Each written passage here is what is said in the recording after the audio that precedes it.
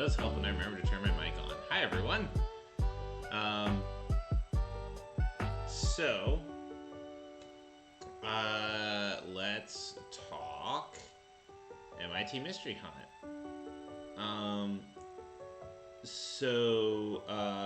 For those who don't know me, my name is Jen. I go by Cute Mage in the puzzling community. That's my nom. It's also an anagram of my last name. I use she, her pronouns. I know it doesn't sound or look like it, but I do. Yeah. So, I wanted to spend some time talking about the Mystery Hunt and a couple of the big decisions that got made, and also a bunch of individual puzzles. And in fact, you can see on the screen here are any puzzle that I have a writing credit on. These are the icons for them on the website. I just copied them over. I kind of especially like the look of the three here, just the three different doorways kind of hanging out. Really, the music's that bad compared to the mic? Huh? Okay, yeah. Easy enough. Test 1, 2.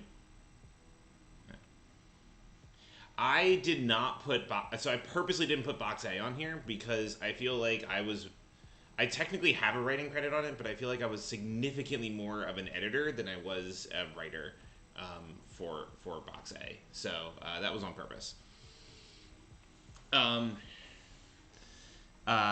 Not that I didn't have much not that I didn't have influence on it or anything, but I just didn't I didn't write it.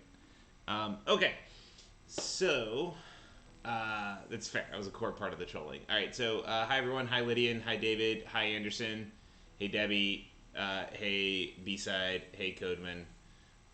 So basically, I'm gonna figure out what I would do is I would start talking about some stuff, and then if people have questions, just throw them in the chat. And if that means that I divert myself to a different thing, then I will divert myself to a different thing. Oh no, that is happening. Okay, cool. So I prepared some slides because I'm a teacher, but I figure they're more guidelines than any here's the thing that I'm doing.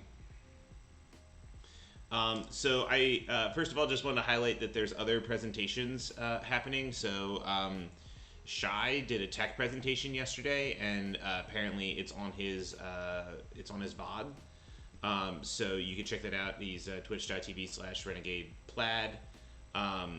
Renee, who was the original Hayden, you may have gotten other Haydens depending on what time you opened that interaction, but she's the original Hayden. She is going tomorrow at 5:30 time MIT.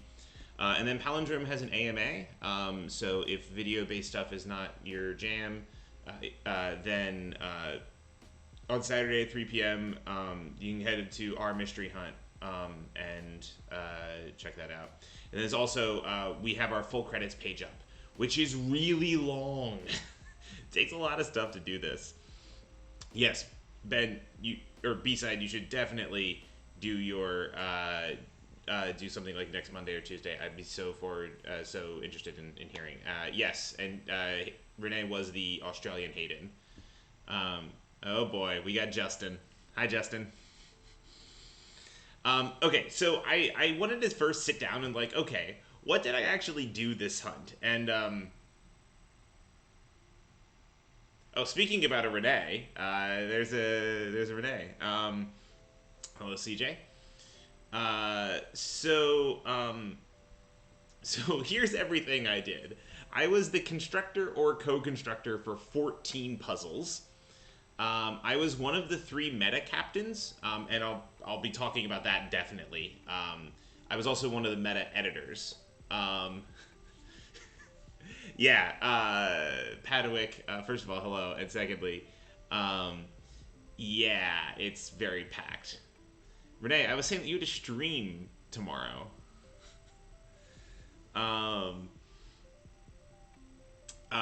I was also a puzzle editor, although I feel like that was probably actually my weakest job out of all this. I did very good with some puzzles and not very good with some others as the editor.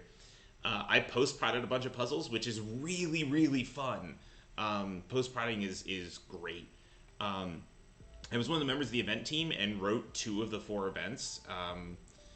Uh, so I streamed everything except the wrap-up. I don't know how I ended up doing that. Like, this past weekend was the first time I've ever streamed. So that was fun. I was the minister for New U City, which because that is my round and my baby, and no one else stepped up to do the video, so I was like, okay, sure. And it's a shy. Then I started off as a book reports checker and a self-help checker, although I kind of came off of that. I mostly passed that on to other people because I was getting overloaded hunt weekend. Although I did get to do the first couple book reports, which was a lot of fun. And I did still check a lot of telegrams because when we asked people to send a telegram, they wanted to send a telegram app. And so somebody had to give them the phone number, so I figured it's my fault the thing exists. You can spam my phone. So if you got a phone number from that, please don't spam me. I didn't know how to put this as a job, so I put it as mechanic. Basically, I spent a lot of time looking at the overarching mechanics of things and how they affected how teams would solve things. I was the person in charge of coordinating the endgame skit, which was like a 3-minute thing, but getting people on Zoom and getting the actors together. Yes, June, please text me with Crowfax. That would be great.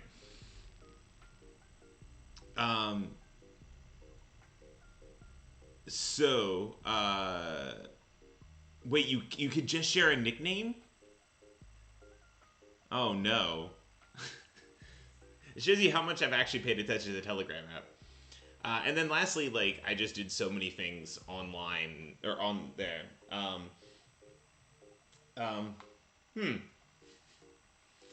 As much as I hate to just mute calls, by the way. Oh,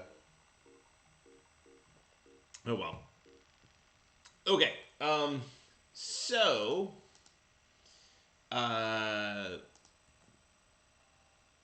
get back to OBS. There we go. I'm going to text this person that was just get on stream and immediately get a call.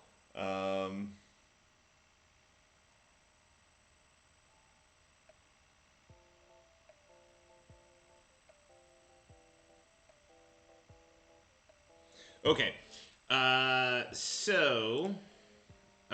Okay. The other, so anyway, these are all the jobs that I had to do. Okay. So, Stormtide, I did do remote teaching, but it was all over Zoom. It wasn't over OBS. I picked up OBS just for this weekend. And I'll continue to use it because it looks really cool, and I wanna try doing stuff. I play a lot of Magic, tabletop Magic online, so this may help with doing cool things on it. So these were a bunch of different values that I had over the course, and I don't want to. These are not the values of Palindrome. These are the values that I came into the hunt with. But some of them you're going to see throughout the hunt because I had the ability to just stick. I created a bunch of the mechanics for stuff. So in a way, it kind of followed my. It kind of followed, some of my values because I got to put them in. So the best puzzles are those that create great stories. I like writing off-the-wall ridiculous puzzles that get people talking afterwards. And it's nothing wrong with, you can create a crossword that is, has all these different things in it, and it's great, but, that's not what I'm about. I'm about just like doing any sort of just ridiculous stuff, like absolutely trolling the solvers, or making some people on the team very excited, or creating emotions in people as part of solving. I can't control every story that you're going to have over the hunt, but I can come up with different I can come up with different um, I can attempt to create those different emotions, and some work and some don't. Also, hi, Jenny. Um, Individual teams know what is fun for them better than we do. The hunt is so wide and so big. Um, and the teams that participate in it are so different and are looking for different things out of the hunt. One of the things that's amazing is that, like, if you're doing a baffle, or if you're doing a dash, like, everybody comes in wanting to see everything. Even if they don't get to solve every single puzzle, they want to see everything. And there are teams that come to the hunt who are fully expecting from the start not to see every bit of content, which is just wild personally to me. Maybe it's because I have a bunch of FOMO when it comes to hunt, but it's just absolutely, I don't know, it just seems wild. But we wanted to make sure that, like, I wanted to make sure that we didn't like impose our value of fun too much. We have to make decisions. We have to make figure out some ways about the hunt can go. But, like, it's also important to let teams decide what is fun for them. We have this responsibility not just for this hunt, but for future hunts. This is a tradition that has been going on for years and years and years, and older than I've been alive, and we've been entrusted with it. We were entrusted with it for this year, and we not only want to create something good this year, but leave it better than we found it, and leave it in a good trajectory.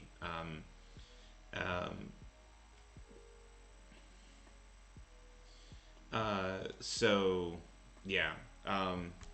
Oh, thanks, Lydia. And I'm actually going to bring that up because I think that if you're on a competitive team, then you may not have seen that, and I think it's really, really important. We can't make a better Galactic hunt than Galactic. There's no way that we are topping the. There's no way that we are topping the.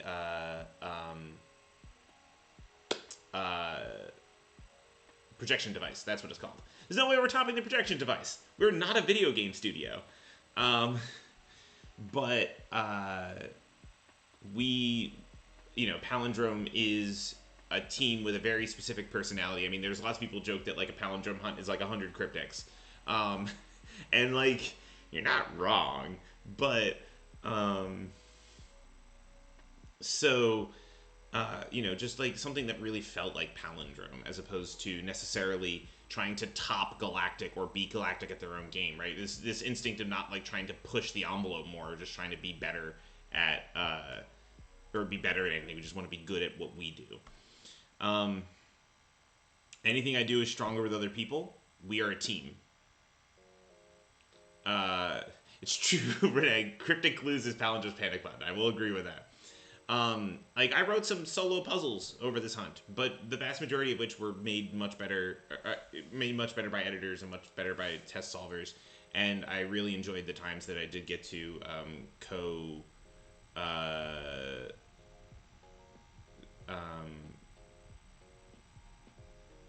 I get to co-construct. And then back solving is fun, but so is solving our puzzles. I wanted their, like, one of my favorite things to do in the hunt is to solve a meta puzzle with as few answers as possible, and then try to back solve from that. And I wanted to make sure that you had the ability to do that. I also wanted to make sure that you actually did solve a bunch of our puzzles. And that's a tough balance to hit, but I think we did hit it.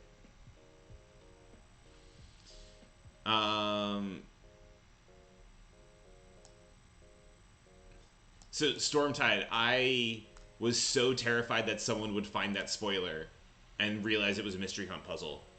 And I was only hoping that the fact that it came out in August meant that people would not look for it for Mystery Hunt. By the time that came out, people would forget to look there for Mystery Hunt spoilers. Well, we've learned that my panic button is Wordle, apparently.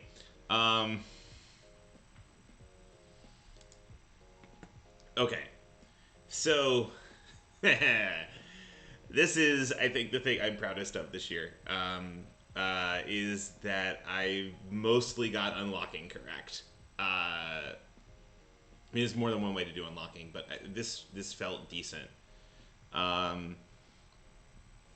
So I wanted to show off. This is the basic unlocking structure, including some stuff that you did know and some stuff that you didn't know. It's true. So the Wordle puzzle was originally, it had straight cryptic clues. There's straight crossword clues. Because I don't write cryptic clues that fast, and I literally wrote it at like 2:30 in the morning. And then June test solved it, and June, the morning of, like Friday morning of Hunt, said, Jen, this would be better with cryptic clues. And I was like, June, I'm in the middle of teaching right now. I can't write 31 cryptic clues. And so June graciously turned them into 31 really good cryptic clues, and it made that puzzle that much better. Justin, I was wondering how long it was going to be till someone made that joke.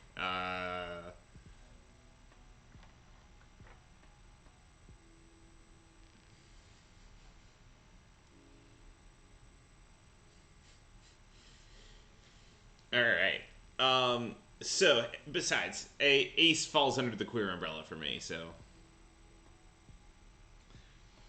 Okay, so when you solved a feeder puzzle, basically what would happen is, if you're in Act 1 or Act 2, it would continue unlocking puzzles in that act until there were no more left to unlock, and then it would hold any unlocks until you unlocked the next act. But then when you're in Act 3, so Act 1 is the investigation, Act 2 is the ministry, and Act 3 is Penn Station. So is this a relevant thing? No, it's not a relevant thing. Okay.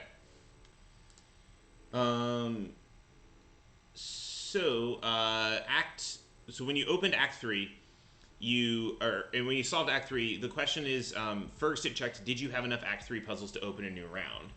And that was true. So for instance, that became true when you solved 2/3 of the puzzles that were available in the rounds that you had open.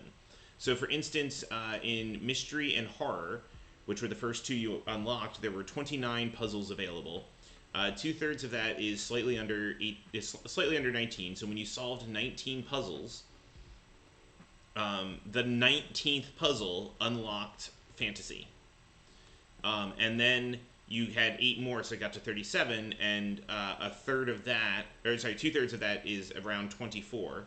So when you solved the 24th puzzle, then you opened up self-help, and then we kept this pretty strict radius the whole time, which is definitely smaller than last year, and on purpose, because the responsibility to later years, part of what we want to do is we do not want to have mechanics that encourage 200 people on a team, because that's just not reasonable to deal with from a hunt constructing perspective. So it definitely was an we want to keep a hunt with a smaller radius to encourage decent sized teams, but not like gigantic. It's a good question, Lydian. So yeah, your 10 radius, when you opened up Act 3, you basically opened up puzzles until your radius was 10, which included Act 2 puzzles. So if you had, say you had a Wrinkle in Time still open, then you would only open 9 Act 3 puzzles. But if you solved Wrinkle in Time, then it would unlock an Act 3 puzzle. So, And besides, I didn't feel too bad about this one because the ministry puzzles are supposed to be easy, or at least easier. And secondly, the ministry was so back solvable once you had the meta. Um, every time we test solved the ministry, people were getting the answers with 4 out of 5, and then back solving the fifth answer. So even in metas where I did not think that was possible.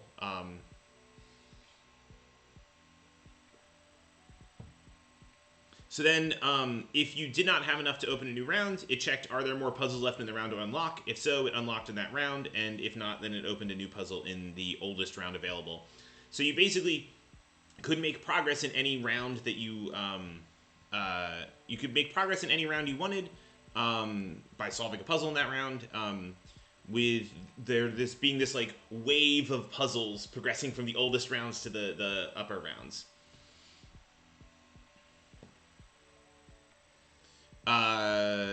Yes, Renee, you only open the ministry once all 5 ministers are solved. Yes.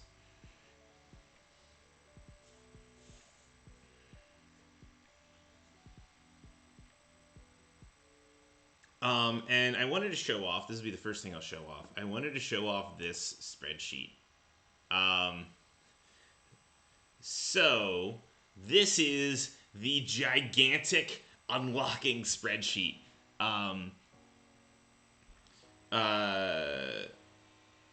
Yeah, sorry, the ministers can't be back solved, but the ministry, the puzzles in it, can be back solved. Okay, so this spreadsheet is a lot. So basically, what this spreadsheet does, it was both an organizer for. It was an organizer for me in how to keep things unlocking in different ways, and it was also a slice of it got turned into a CSV file that the website needed. So anything in these columns was stuff that the website needed in order to run, and then the other stuff on the outside was just stuff for me to get my stuff to get this rolling. See you, Debbie. Thanks for stopping by. So a couple fun things in here. Every puzzle had a difficulty, which was a great estimate. Like let's be clear. Oh, good point. I mean, there's plenty of spoilers, but yes, I see what you mean. I've hid that column.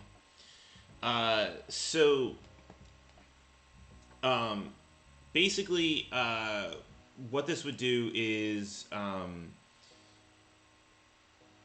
could keep track of all the different puzzles. The difficulties were approximate squad hours. And so what I mean by that is how long it would take a squad of solvers to solve this puzzle, where squad is defined as a couple. It's by no means a perfectly accurate estimate, but it was a good indicator. And so it's mostly 1s and 2s and 3s with a couple 4s in here.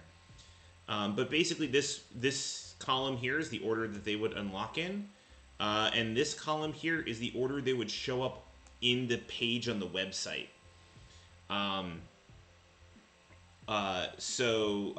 It was, which was usually alphabetical order, except for instance the investigation, or the ministry, for instance, needed to have these puzzles in a specific order for the meta. And then the PuzzUp ID, we used, PuzzUp was our like tracker, and so this was the number of the puzzle in the tracker. So you can see, for instance, the very first puzzle to be created was the Ministry meta, because it had number 1. But then lots of other columns got added on. So you can see here the sub-round for the Ministry. We set it up so that every 5 puzzles that you unlocked, there was 1 of each minister. I kept track of what the puzzles were approximately about. And by approximately, I mean Eric Berlin kept track of them, and I copied them from his spreadsheet.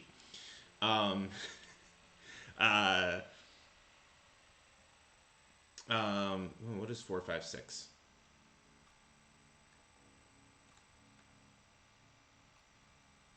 Oh, it's cruel. That's one of those puzzles I actually need to look at more because I heard it was good, and we unfortunately forced it to change its answer right away, or change its answer like very close.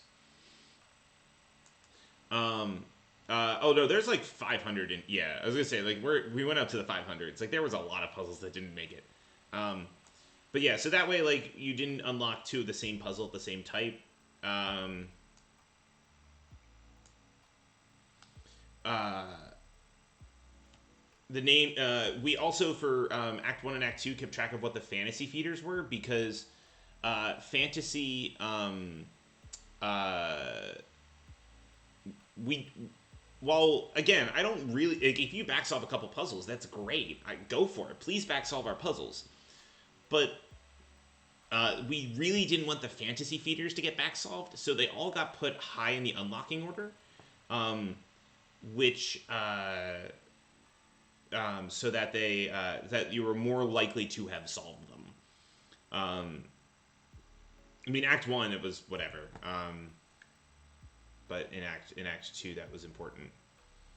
And then I left myself some other notes in here. So like I wanted Make Way for Ducklings to go first because it or go early because it is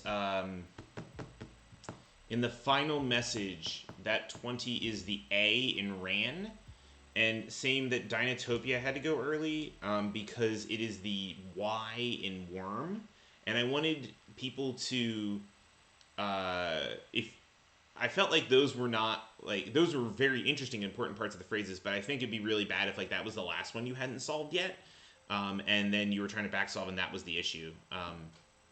So so they went early specifically to get those two letters in the final message, the Y in Worm and the A in Ran. Now that didn't stop people from submitting Run or Worm with an O, but it's not my fault now.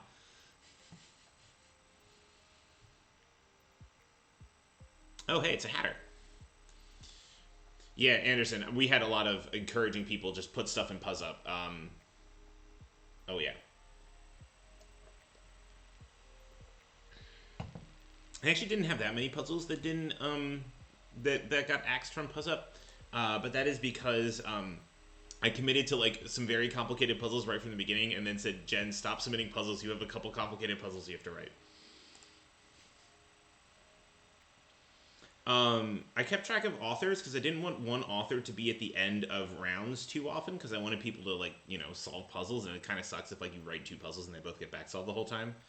Um, I mean like it didn't work perfectly. Kevin Wald ends up at the end of a bunch of rounds because Kevin Wald wrote a lot of puzzles, but it'd feel really bad if like that happened with other um, like people who wrote like only like three puzzles.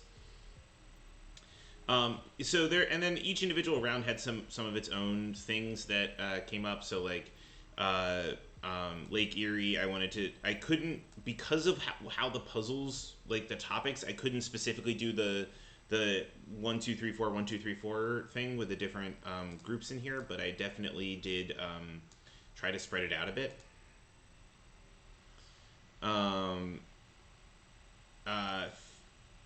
What else had special stuff?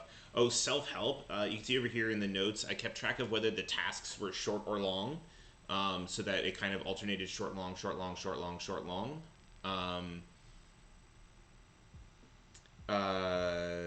The cookbook meta was organized because some feeders get used for one answer and some feeders get used for two answers.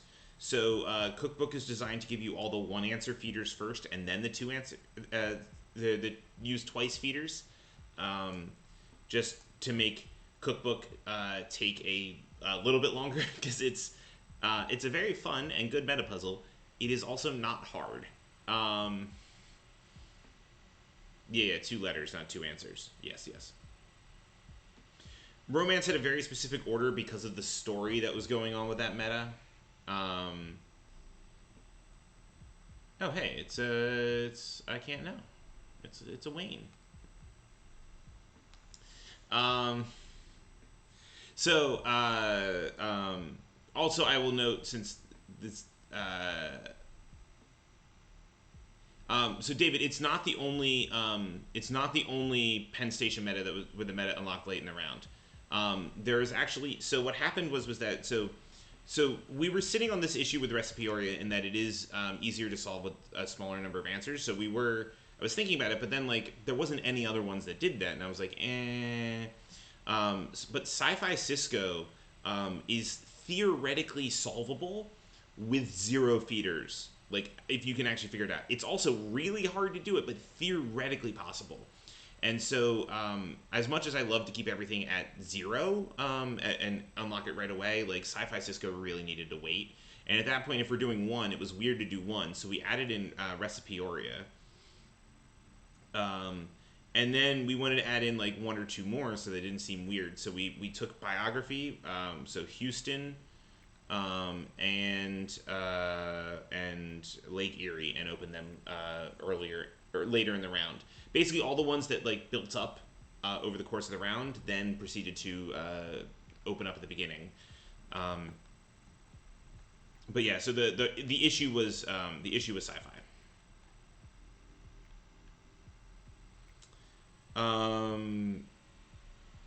Houston just opened. There wasn't anything. I mean, we had to pay attention to difficulty of puzzles, but it opened. Okay, so reference meta. I like this. So reference meta, reference meta, if you didn't solve it, it involves a chain of meta answers. And you like chain like a meta answer to a puzzle, so you can go through the whole thing. In the first half of the reference meta, no two adjacent puzzles in the chain unlock. You have to solve a bunch of the puzzles until you finally get to stuff that connects to each other. Of course, it doesn't matter when somebody zero feeders the pun or gets like. I think this is one. There was like two metas that somebody zero feedered the pun on, which is like holy crap. How to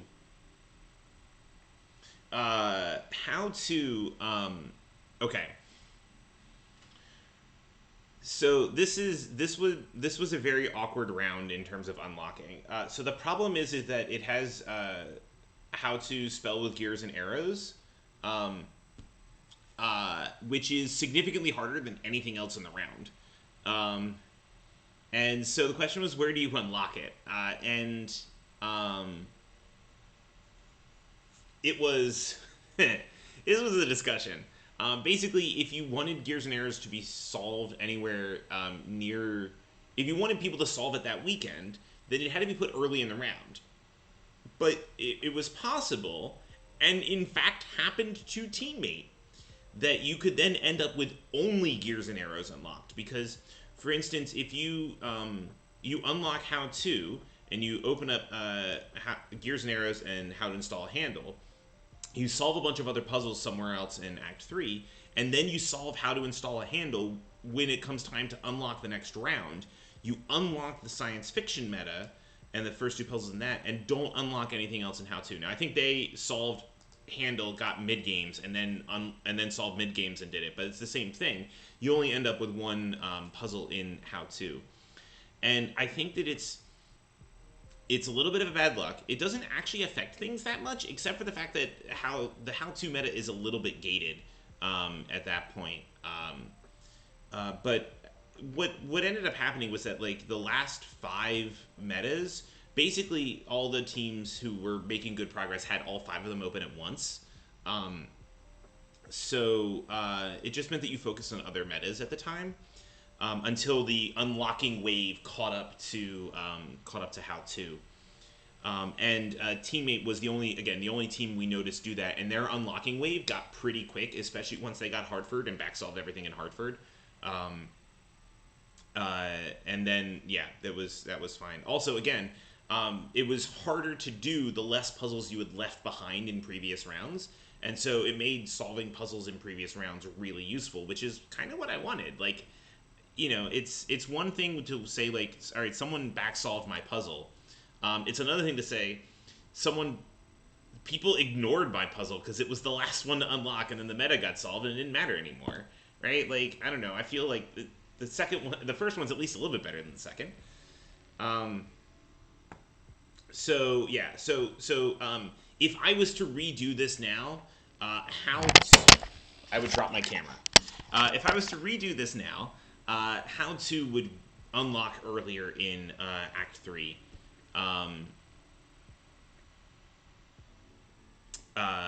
Just so that the gears and arrows thing was less likely to come up.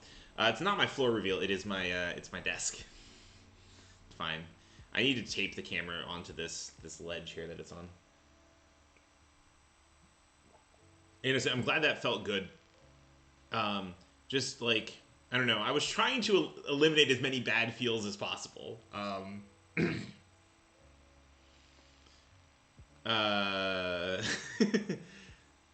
Excellent, Odd. I'm glad that you're in. I do hide puzzles in my math classes, but I didn't think of one to hide here.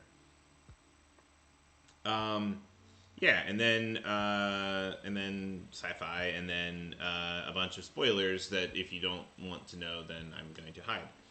I put Crowfax last just because it's one of my puzzles with B-side, and I figured if I'm doing the unlocking order, then I should probably put my own puzzle last.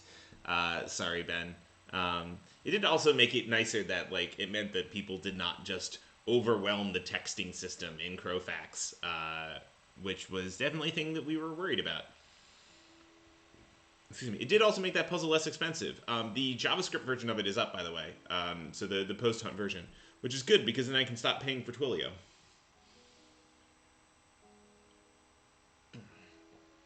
Anyway, this was the gigantic spreadsheet. This was so much fun to make.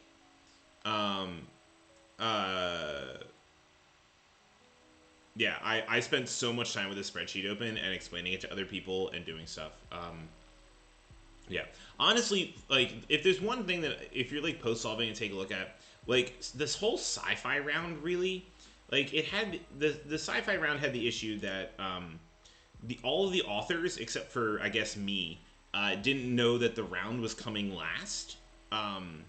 And so they put a lot of hard work into these puzzles without really knowing that it was like that, like 3 teams are going to see them over the course of the weekend. And there's some really good stuff. Star Wars cosplay is a really fun puzzle. If you like anything with image manipulation, red herring. Oh God! I gotta deal with this camera. Red herring is great. If you like any sort of image manipulation, Replicator Droid was an original pitch for the sci-fi meta that got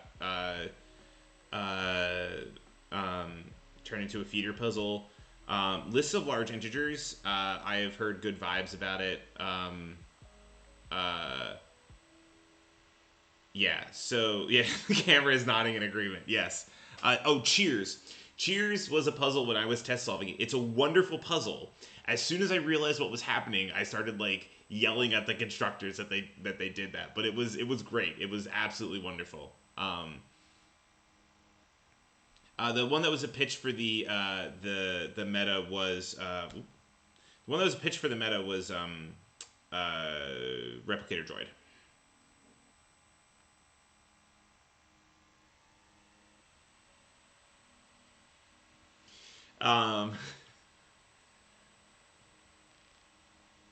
Yeah. Anyway, yeah, science fiction is super, super quality. The reason why science fiction is at the end is because the meta is a very skill testing meta. Like when you put your metas out there, you want like the really kind of like awesome like showy metas at the beginning. So like we had, you know, Quest Coast and New You City and Recipioria kind of at the more towards the beginning of Act 3 because we wanted teams to see them. The sci-fi one and Howtuna are both near the end because they're not as like flashy show in your face metas, but they're really good skill testing metas. When you're racing, Well, yeah, we also want people to see Weird Al. But it's like when you're racing, you want the skill testing meta at the end, because the last thing you want is for everybody to get stuck on a meta that basically requires all the feeders. Because then that just grinds things down to a halt. I was one of the things I was actually greatly worried about was that the mystery hunt was going to come down to who solved Hartford, which turned out not to be true. Hartford did take a while, but it was back far enough that people had other ones to solve, and like all four of these are really good, but particularly How Tuna and Sci-Fi are really good skill testing metas. So, yeah. Anyway, this is the giant spreadsheet. I figured people would be interested in seeing it. Yeah. The one regret, the other thing was, it unfortunately, reference point being so far back pushed a swag puzzle near the back, and it was like, it was maybe a little bit too late for that. But it's just a side effect of the round it was in, which is kind of annoying. I think that in retrospect, I mean, it's annoying is that I actually had Houston last originally, because Houston's also a really good skill testing meta, and I wanted it to see people come down.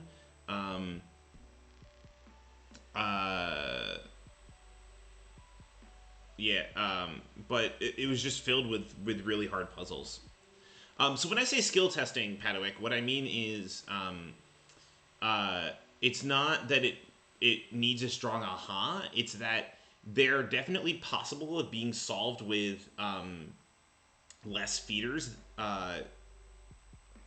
than like Hartford, which really wants you to have like 12 of this, or how many feeders are there? There's 14 feeders. So yeah, once like 12 of the feeders solved or something, so you get the whole logic puzzle. I forget exactly how many it is. But it really wants us to, I mean, not that you can't solve Hartford without all those ones, but you want as many of them as possible to get the steps of the logic. With something like How Tuna, it's not a question of do you have to unlock everything. It's how few answers can you get this meta in, which is a really cool really cool way of making teams' skill matter when it comes to winning the competition. Because like in the mystery hunt, there's just so many random things that can happen that can cause you to win or lose. But it's really nice like when you can have things that where your skill very much affects it. So people were talking, so Codeman mentioned being gated by the Ministry meta, and yes, there was an intentional gate at the Ministry meta. In retrospect, the wait of 2 hours was probably too long. But there was this thing built into the story. We wanted this story of like you do 1, and then you do 2, and then you do 3, and I think that the better way, if I could wave a magic wand and make whatever changes to the hunt I wanted, I would have tried to rewrite the story around the Ministry to to Penn Station switch, so that it could have been a soft transition as opposed to a hard transition, so that we didn't have to worry about that hard transition as much, because hard transitions in any big event are just a problem. And we did the best we could from the mechanics perspective with a hard unlocking. But yeah, certainly the easiest thing to do, I probably reduced it from 2 hours to 1 hour. I did want there to be some point where you're working on a big team. And honestly, so if you haven't read Dan Katz's post today, I mean, Dan Katz did a Dan Katz and wrote a good post about this. He pointed out that maybe it would have been worth having some sort of grid or something on the Ministry meta page, just to indicate that, like, something to indicate the answers were useful. And I think that if we reduce it down to 1 hour, but make some sort of indication that the answers were useful, I think that would have been a better solution than what we did over the weekend. Oh, the 1 hour, 2 hour is how long we might wait before trying to push people through, or hint unlocks, whatever. I didn't pay attention because at that time when everyone was getting stuck in the ministry, I was running an event, so I didn't know how exactly people got out of it. Um, I wrote that people should get the magic link unlock, but people may have done different things. I don't know. Whatever happened at the event.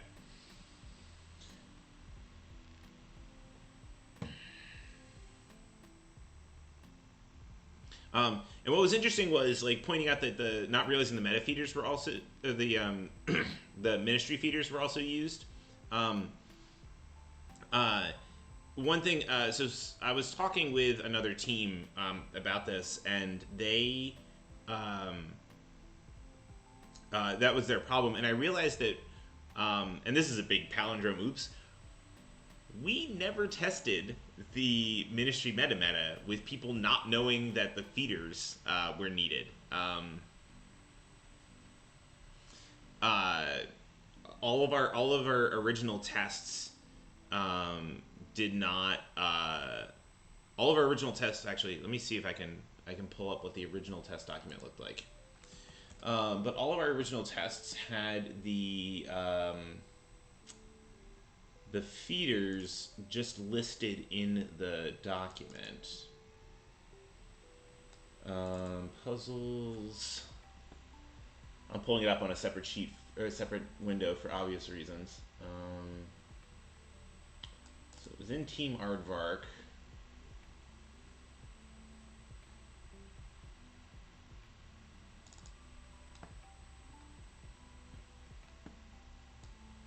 Yeah, so here was one of our tests.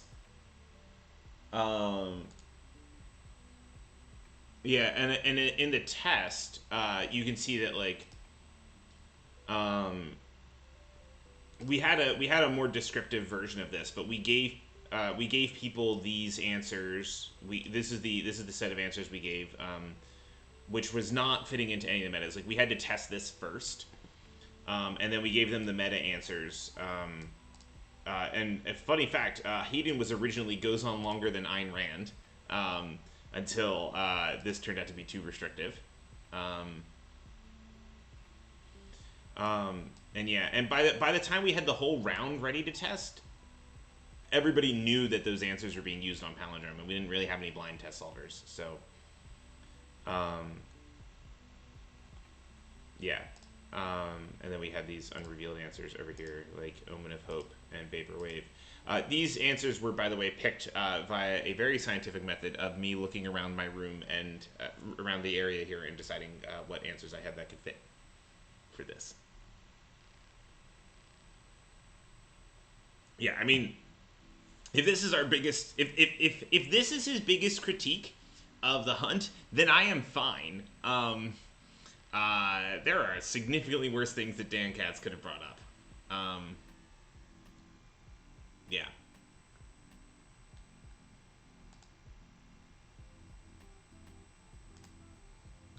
So this is the thing I wanted to show off was the magic links. This is what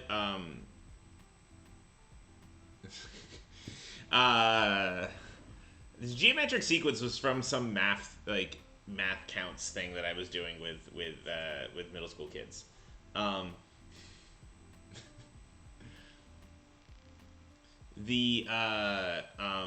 But yeah, so basically we have this issue that in the hunt, if you open up all the puzzles or open up puzzles too quickly, some teams feel like they're getting flooded, and they don't like that.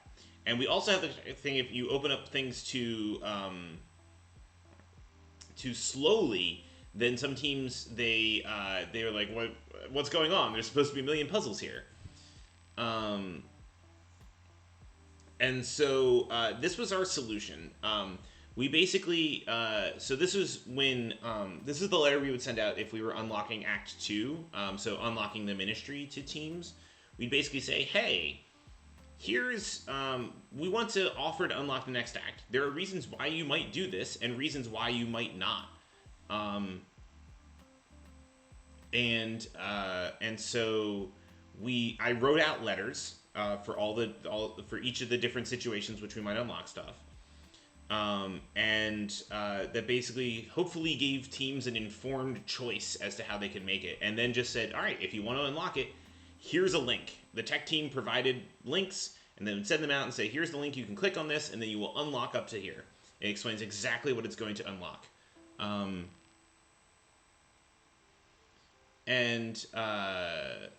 This was, I think, it's really wasn't visible to teams that were up ahead, but I think this is really important and should be done. If there's one thing that comes off of this mystery hunt, probably I hope it's this, because there's not always nice solutions to big hunt problems like this, but this was pretty good. You still have to control when you send these out, and I think that we maybe could have done a little bit better of a job about that over the whole weekend, but this is still it's still there.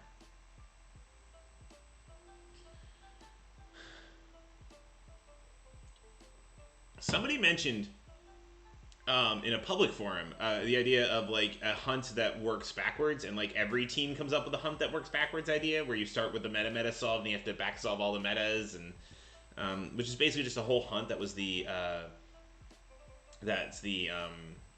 White Queen meta from 2014, which I think the White Queen meta from 2014 was wonderful, and I don't think it works as a whole hunt, but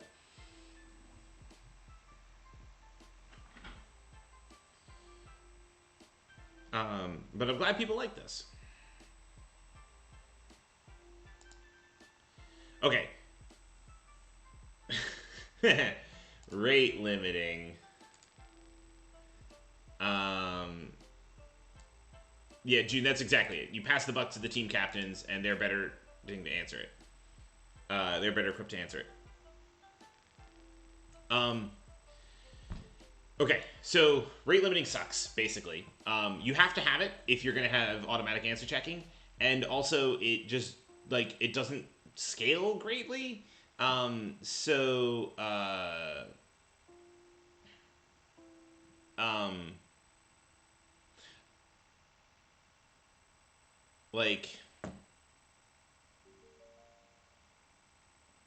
Oh, I just figured, I was trying to figure out what that Roth 13 was, and I just figured it out. Yes, yeah, that is also true.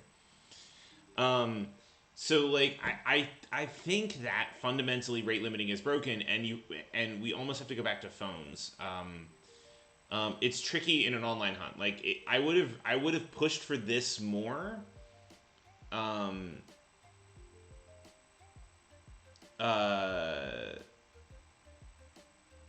would have pushed for this more if we were in person. But being remote, we just did the rate limiting the best we could. I did not realize until partway through the hunt that the FAQ rate limiting was not the same as what we were actually doing. Yeah.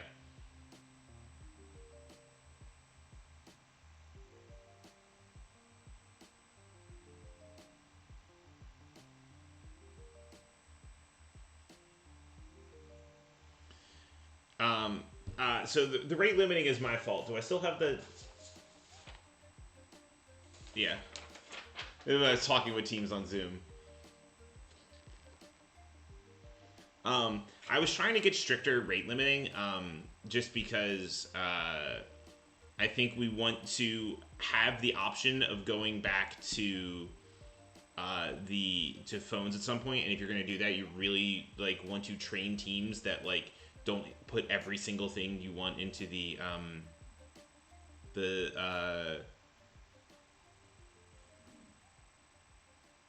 answer checker. I don't know. I think I probably should not talk about it and let other people discuss it and let teammate read those discussions, because I have some strong opinions, but you all had to deal with my strong opinions, so other people's strong opinions about it. I think that rate limiting is unfortunately broken. I'm glad that some people liked it. I'm glad you liked it, Discobulus, and I liked it. I'm glad you liked it, Lydian. So June, we actually, in my original proposal, we had an anti-back solving for that. And then I just got rid of it because the rate limiting was strict enough that if you did that, you were using up guesses. And especially because it was already a punishment built in, and it didn't seem to build it. Didn't seem great to build in another punishment. And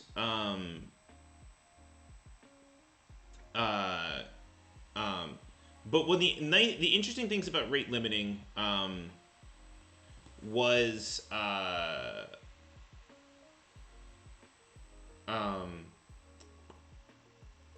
it did force us. If you're going to have rate limiting, you need to put in the partials. You need to put in the pseudo answers. So things like X is art by whom needs to be in there, or J McTagg's latest episode has to be in there. Because you don't want people losing one of their precious guesses on that, on checking that partial. That seems really unfair to give it and then give it in the puzzle and then give a penalty. So that was the idea of rate limiting, was the reason why we had pseudo answer checking. Yeah. Yeah, and B-side, we even kept that even when it was the 2020 and 2021 hunts when it was automatic answer checking. Yeah. Yeah, X's art by whom, I don't blame people for getting hurt by that. That probably could have...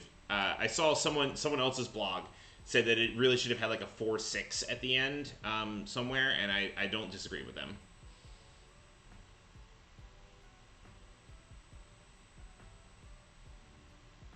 Oh, interesting, Anderson. Oh, that is good to know. We were just like, nah, shit, we'll just confirm it. Lydian, that's not a terrible idea. Yeah. Which, by the way, I still have my test solving cube that I haven't touched at all, and you can still see a bunch of the letters on it. Yeah.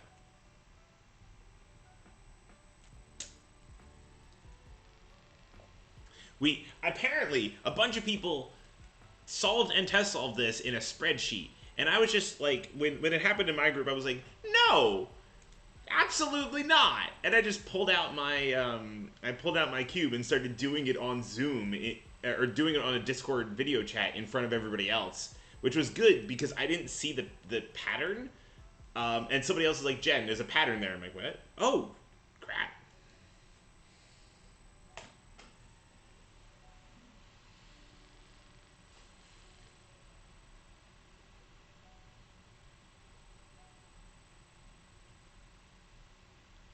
It was funny. So I can't know.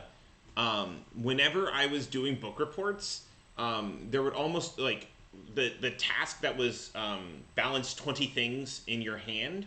There was almost always a Rubik's cube, and so I liked playing the fact that I was the self-help minister and didn't understand what this puzzle stuff was. And so I constantly kept asking people, "Why does all of you people from MIT have a Rubik's cube?" And it was hilarious.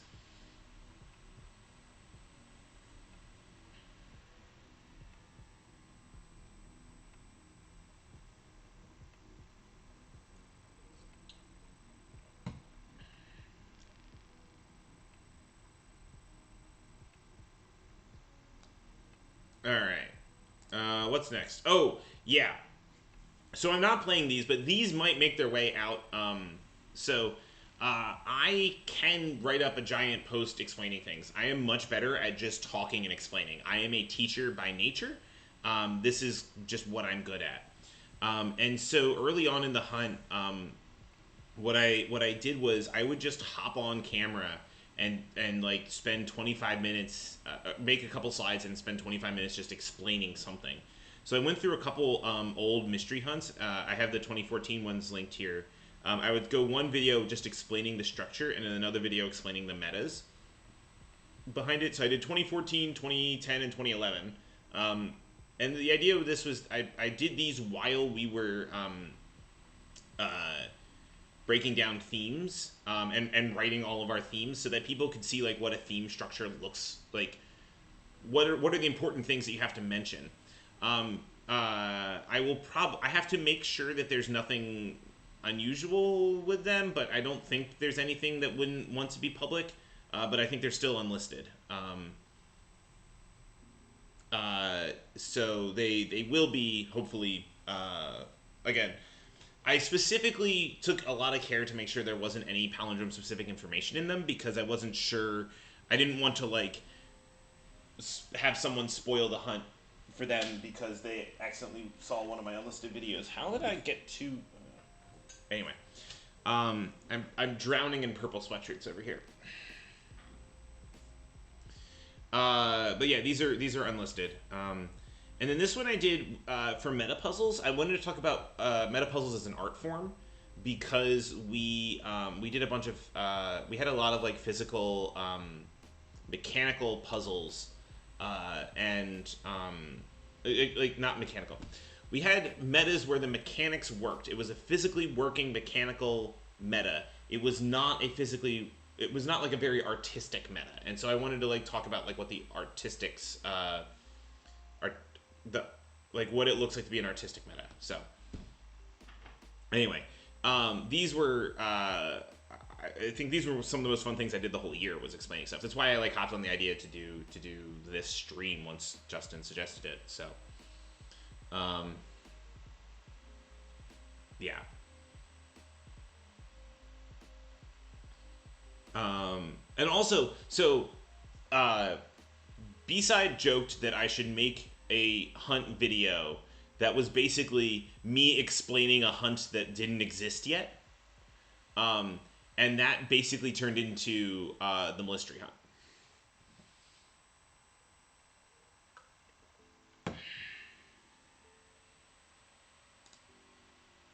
Okay, so I want to talk about being a meta captain because that was like super fun.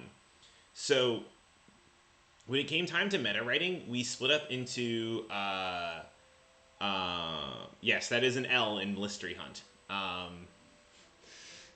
So fun thing for Mystery Hunt, I had to train myself over the course of a day to only say mystery instead of mystery, and then I had to train myself over the course of the rest of the week to not say it as mystery anymore.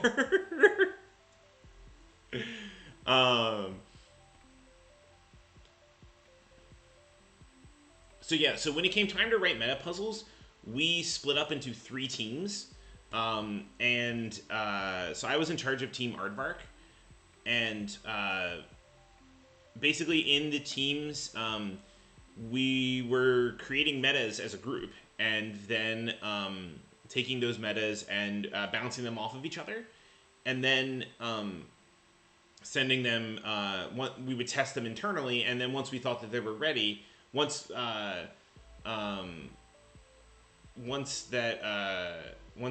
meta captain thought it was ready, would send it out to other teams to test and say. We weren't consistent with Hunt versus Blunt, and I'd spent so much Hunt. I'd done so much with Hunt that it was worth it just to change the title from Blunt to Hunt. So anyway, you can see this is the number of metas. Every single one of these icons corresponds to a meta that someone on Aardvark proposed. And obviously, I've crossed off all the ones that didn't get used because those people might want to use it again. In particular, there's some really good stuff here that I hope people use again. I'm really like this horror meta was a hunt theme that turned into a meta theme that I think eventually one of the mechanics got used as a feeder. This love letter is not the actual current Hartford. We had 2 love letter metas proposed by 2 different teams at the same time. Which was absolutely hilarious. The other love letter one, because ours just used the game and theirs combined the game and other stuff. But yeah, so you can see these, what's not represented on here was the Ministry meta, which came out of Aardvark, and a round 1 meta that I proposed that didn't make it, the investigation came out instead. But this was like for a month. This was like an intense collaborative experience where we're all just like throwing metas out there. And in particular, we we spent I gave the team an assignment before we even started to say, okay, before we get there, create a meta puzzle that would have been that would be at home in the 2021 or 2020 or 2019. I think I said 2021, 2020, or 2019 mystery hunts. And so we got some really good metas out of that. I will say that I want to definitely this one that's the white and black squares. That was really good. The pirates one became the pirates one became a I think it was pirates became maybe it was golf. No, it was definitely pirates. Pirates was an inspiration for how self help ended up working. Um, anyway, yeah, there was just some really good stuff.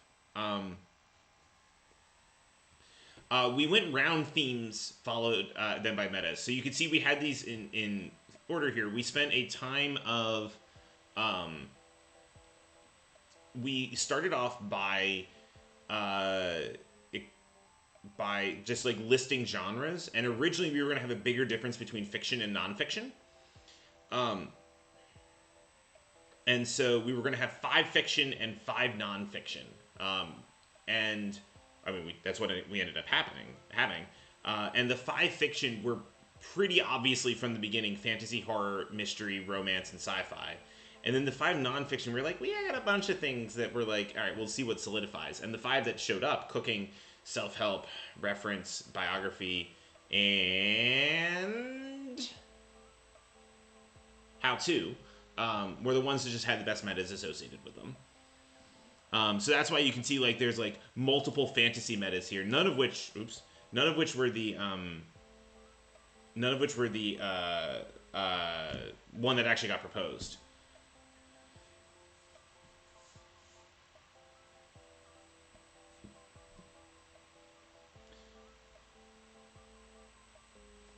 Oh, I mean, I had a medical issue by the end of the meta writing. I lost a fight with a sign and ended up in the ER by the end of it.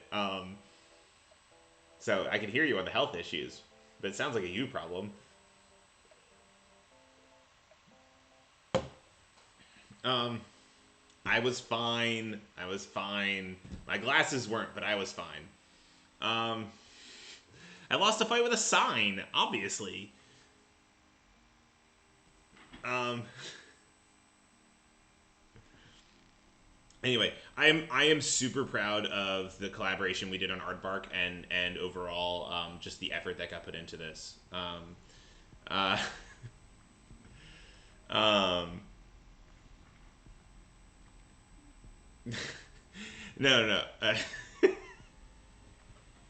It was like a no parking sign that was like it didn't go up above my knees. It was just like a sandwich board no parking sign that I just completely missed. Um, it said no parking, and then I immediately parked myself on the ground right where it was because I fell over it.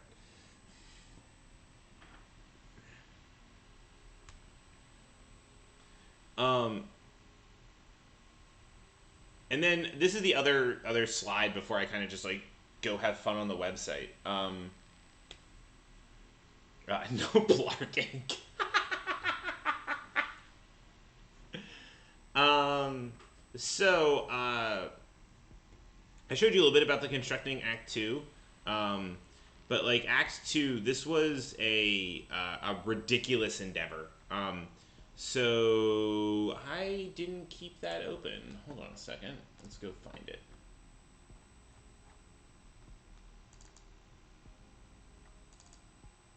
Oh, because it's open on the other computer. That's why. Okay. So we basically I ended up writing like so first we tested the meta with those dummy answers I mentioned before.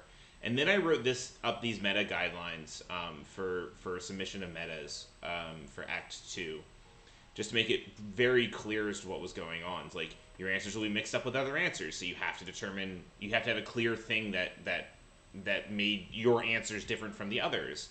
You won't have complete control over your answers. The meta answers are already determined. You're probably going to need a shell. And they're not supposed to be hard. Like, I used 2018's emotions rounds were honestly what I was thinking the entire time for these metas. Um, and I just want to highlight, like, I spent a lot of time, like, trying to make sure that, like, the meta, like, it's one thing if a puzzle has a piece of objectionable content, right? So, like, I have a puzzle that has a ton of swear words and descriptions of sexual acts in it, but it's not like it's a choke point for the meta, and oh, you're gonna see the Dewey footnote, um, and um, the so it's not, and if like you don't want to work on it, somebody else can. But for meta puzzles, it's a much bigger deal. And so I was constantly on the lookout for, like, is there going to be a problem here? Codeman is thinking exactly of the same puzzle I'm thinking of. So I made sure to have this note that, like, the Dewey library is not named after the Dewey Decimal System guy, and, like, don't, because I know that, like, we have a book, we have a library theme, and something's called Dewey. Someone's going to suggest a Dewey Decimal thing, and it would work really well, except no, because Dewey Decimal, or Melville Dewey is not a good person. So, so I just wanted to cut that off right at the beginning. Like, I'm on the lookout for, like, this is something, like, if there's an objectionable piece of footage in a puzzle, in, like, a feeder puzzle, it's not great, but people can work around it. If there's an objectionable thing in a meta puzzle, it becomes much more visible. So that was the thought. I think Harry Potter was another big one for me. Like, I, as a trans woman, I really did not want there to be Harry Potter stuff in the meta puzzles, and I think there was one that was going to be in a puzzle that ended up getting cut, and I was just like, eh. But I was not happy about it. But I was like, all right, that's fine. I mean, like,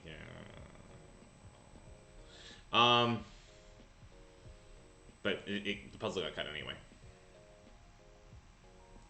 And then once we got a bunch of metas, I mean, like, you could see the number of actual, like, metas that we proposed for it, and this is just on Aardvark. Aardvark had 8 Act 2 metas. We ended up doing a lot of combining. So this is our gigantic spreadsheet. This was our first attempt, and then we realized that, like, the Ayn Rand being greater than 7.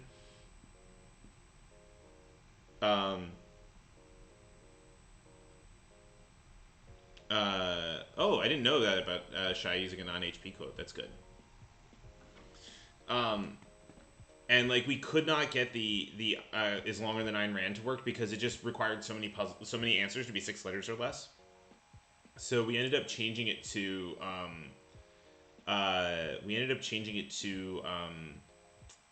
War and Peace to get 11. And then this was, like, our gigantic spreadsheet. A bunch of us just, like, trying to put in words, see what happens. We had this gigantic answer checker. So, like, if we wanted to see, like, all right, what is Bibelbrox? It would spit out right next to it what the letter was. And it was, this was written by, I think, a combination of Shai and Dan LePage, if I remember correctly. And it is a gigantic formula, but works beautifully. And was easy to add more bugs in as we found more bugs to go in. Funny story.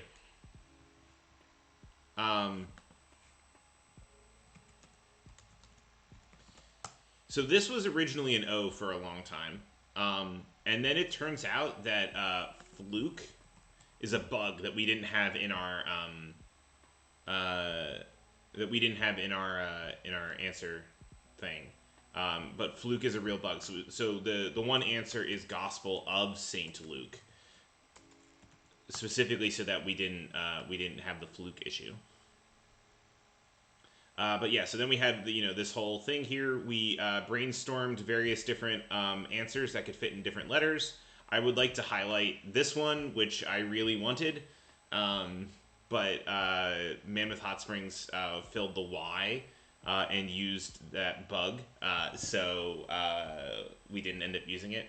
We were trying to keep the bugs used exactly once, but uh, um, that didn't work with Ant. I think we ended up having to use Ant multiple times because Ant was in so many different things.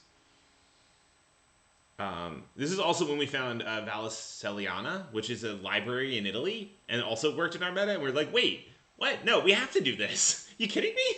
This is a library, and it fits an S. Um, and this is also when a shout out to Shy, the Barker meta, like being so flexible, like it fits so many bug answers. This meta can fit so many bugs. Pretend I've got a car there. It was super helpful because the bug answers were hard to. I mean, there's 4, 5, 6, 7, 8. There's 8 bugs, and we got 3 of them in that one meta.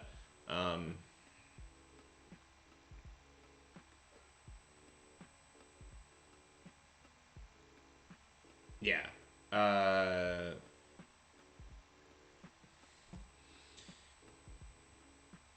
It was the somewhat buggy meta after all. It's true. And then there was stuff like, so I was doing here's the albums, and so this was me like taking so many different albums that made different letters. Like at some point I had to have like specific letters to get the thing. Um, and just like the amount of different work that went into this. I had to keep rewriting the sung phrase because we kept finding ways that it broke. Um, so yeah, this was a giant spreadsheet of stuff. This was like oops. This was like a week of work between myself, Eric Berlin, Mark Halpin, and Dave Shukin. We ended up having to write some metas to specifically work with this. So like I wrote the Lewis meta because we just needed like 5. Like I was told you get 5 albums that fit these categories. Go. Um, yeah, this was not the green paint meta. Um, yeah. And you can even see we made some changes. Like Sawmill River became Martin Luther King Jr. because that was just much better. Oh my god, I spent so much time on Google Maps trying to find alternate road chancers. Yes, Hal Tuna is the green paint. Um, Absolutely. Sorry, I lost Twitch. There it is. Found it. Found Twitch.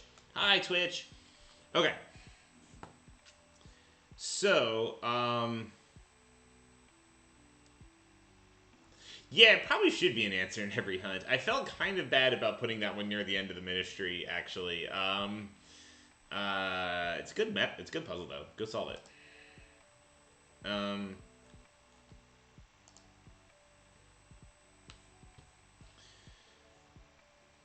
yeah, so I wrote a lot of stuff. I'm just going to name each of these puzzles out, and then you can tell me what you want me to talk about.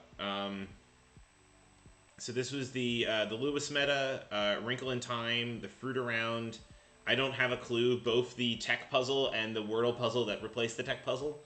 Um, Frankenstein's Music, Endless Practice, Something Command, Introspection, First You Go To, um, Word Search of Babel. This is now a puzzle. The Mystery Hunt, Crowfax, book reports, and then the 2 events that hopefully you figured out which one corresponds to each.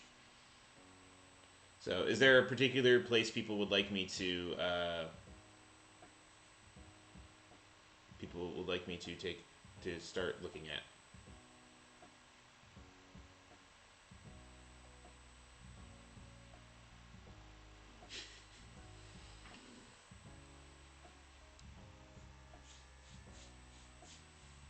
Yeah, the original I don't have a clue is just so good. Odd Garrett, I have zero clue what's up with Weird Al's drawers and cupboards.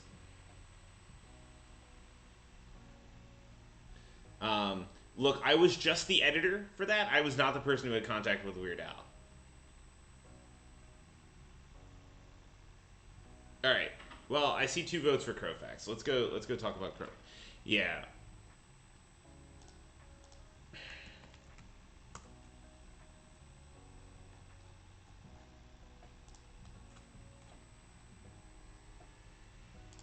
Okay. I don't think the dog reveal. I think the fact that the dog just sits on a thing like that was just how the dog normally acts. Okay, so first of all, to understand this, if you're not familiar with your mystery hunt history, I need to go back to 2014. Wonderland. Humpty Dumpty. Okay, so Crowfax is one of the puzzles in Humpty Dumpty.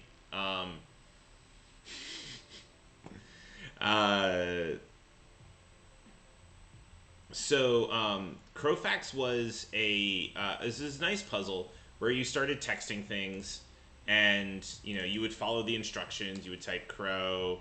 Okay, you type all this. This was more annoying because you got it in a text message, and I was transcribing this from my phone onto the thing, and you keep following, and basically you get all these different Crowfax.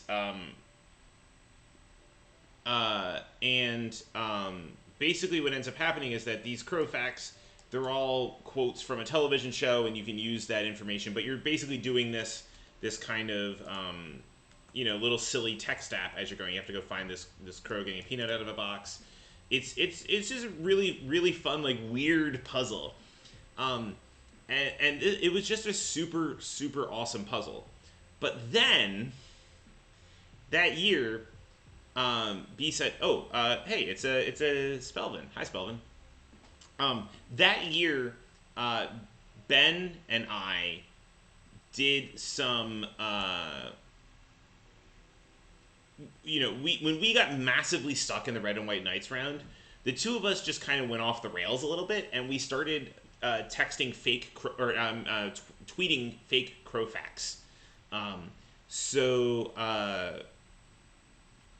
We we know that the running team found those fake Crowfax because when we talked about it to them on the end game, they were not surprised. And it was just like a super enjoyable thing. And every so often, I bring the fake Crowfax back. Oh yeah, important context. It was like 4 a.m. and neither of us had slept in hours because we knew we were close to the end game and we wanted to see the end game. And then it turns out that so were like 6 other teams or something ridiculous like that. And so we ended up doing the end game the next morning anyway. So this works. It starts off the same way, where you're inputting like crow, and then this thing, this ridiculous string.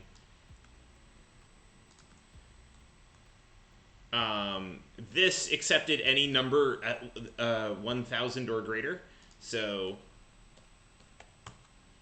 and basically, as you start doing these, what ends up happening is that you start to realize that this is not referring to Crow the bird. It's referring to Crow T Robot, which is maybe your clue that Ben is involved with this puzzle because it's a Mystery Science Theater 3000 puzzle. So like this can be the haziest, this can be the laziest, this can be the blank Christmas of all is Swayziest. It's referring to it's a very Patrick Swayze Christmas.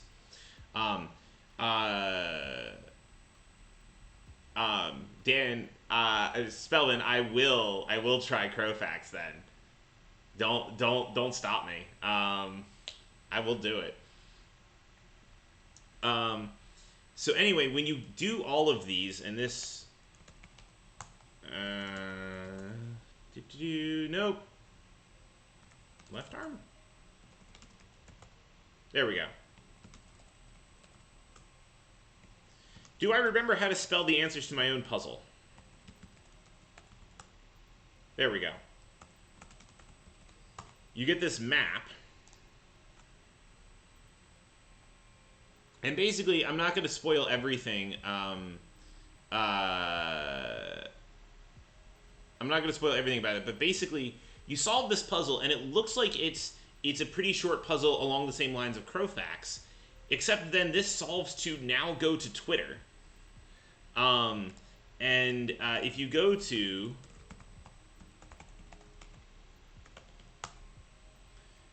did I do this correctly?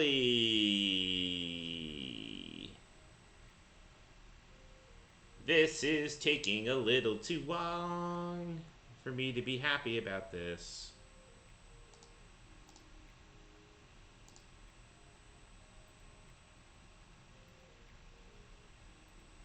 Is Twitter down?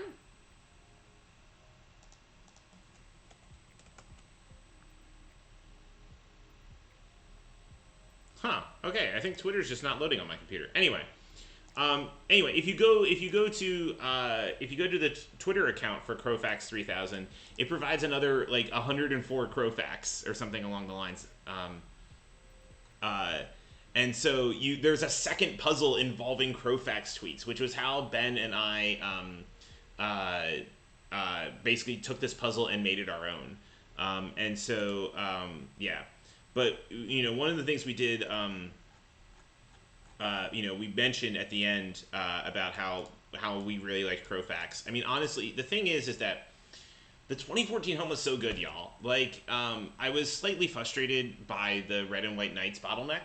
But other than that, like, they did so many things right. And one of the things they really did right was stories like Crowfax that have really good stories that can come out of them just naturally. And so what we really wanted was for this to be kind of a huge thank you to the 2014 hunt, and especially to the two authors of the original Crowfax.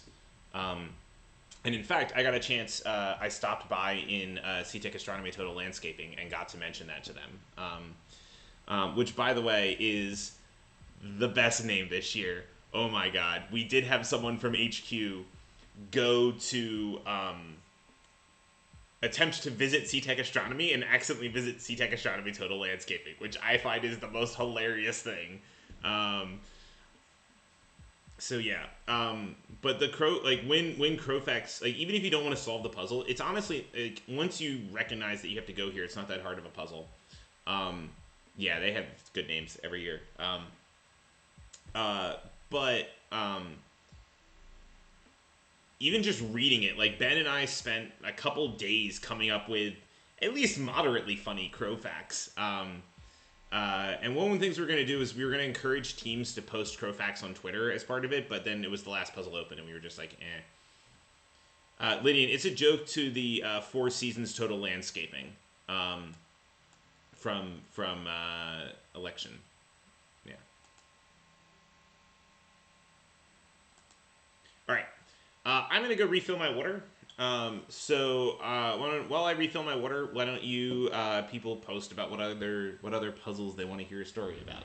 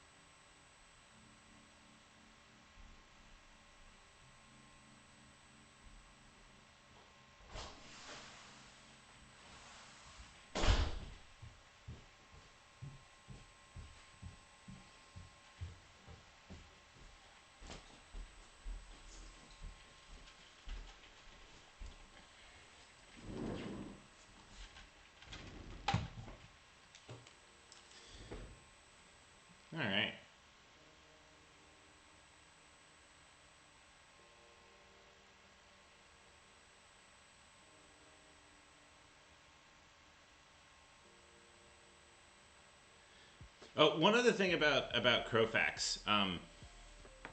Uh, so because I knew this was coming, I wanted to, and because I just happened to message Erin Road for other reasons. I told her.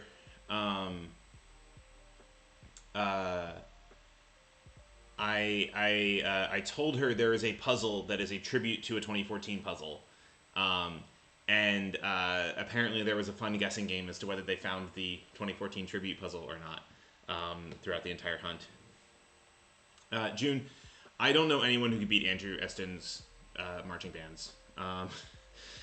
The man just puts out marching bands like they're nothing. All right.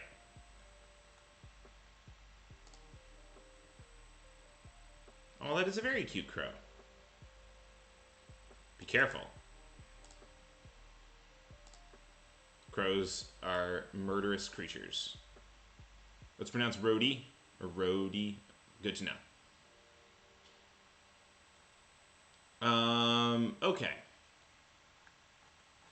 So I think people mentioned earlier fruit around, and I do kind of want that. You thought that one Alice puzzle was the tribute. Yeah, that's fair. I mean, unfortunately, I did not realize that you weren't going. I mean, this was also the last puzzle unlocked in the hunt, right? So,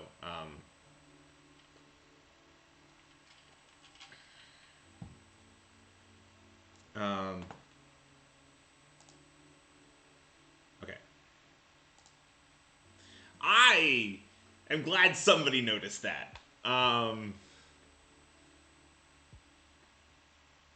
I'm glad somebody noticed the pun. Um, okay, fruit around. Okay, so we had this issue, and that is with the fruit around. So we wanted a runaround to happen at the end of the ministry, but the question is like we had this spot for runaround or something else.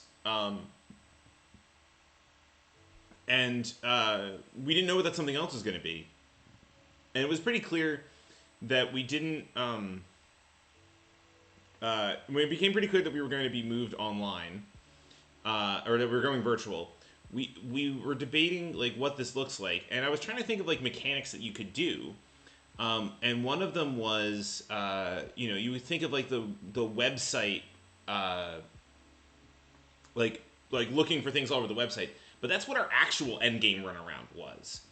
And you would like go hide things in puzzles, except that's what Quest Coast was. And so this was the compromise, and I think that it does a decent job of where it's sitting. I think that in retrospect, I may have wanted to do something like superimpose this grid over a map of MIT, or something where you're actually like tracking things on MIT. But I think that's equivalent. I think it still works. I I think that probably would have been a better thing to do. So this was basically tracking the bookworm across this field of fruits. So some of these are written by me, some of these are written by other people. 1, 2, 3 to Zoo is written by me because it's a simple puzzle. Lamb and the Butterfly. The only reason why these clues are any good is because Kevin and Katie wrote them and not me.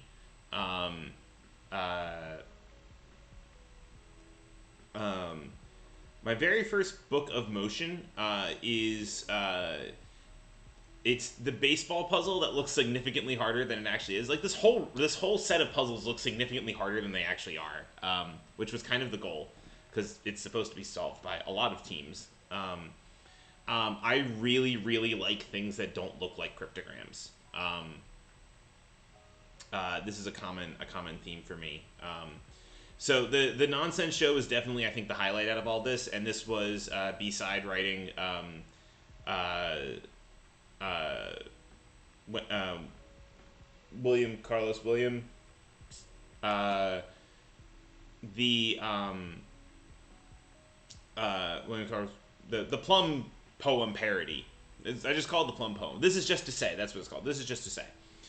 Um, and basically, this is Ben. He likes making these parodies on Twitter, and so I messaged him like, hey, would you mind writing a bunch of these for this puzzle when it comes out? And Ben immediately responds with yes. So that was really great. I got him to do this, which is good because it was one of the mini puzzles I didn't have to write. Also, I didn't really want to write it, so I'm glad that he was super excited about it. And then, what's your favorite color?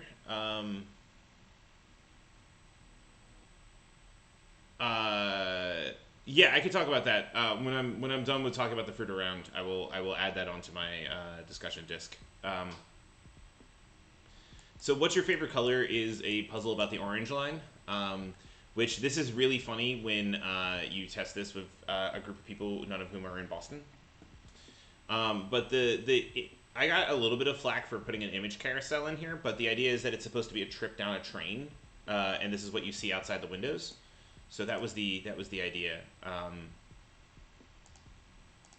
And then the extraction for the different orange line stops. But I think the really clever thing about this is the mechanic that it uses. And to do that, I should bring up this set of puzzles. So for those who don't know, my wife and I write stuff for Pocket.com. That is where we just post the puzzles that we like. That we post. And in extravaganzas, we have one extravaganza called Fantasy Baseball. And so Fantasy Baseball, this is the PDF form of it. So Fantasy Baseball is a series of 9 puzzles. These are all like super mini puzzles. But part of the issue is that you need to find the position for each player. And as you're solving all of these puzzles, one thing that you will notice is that none of the answers have anything to do with baseball positions whatsoever.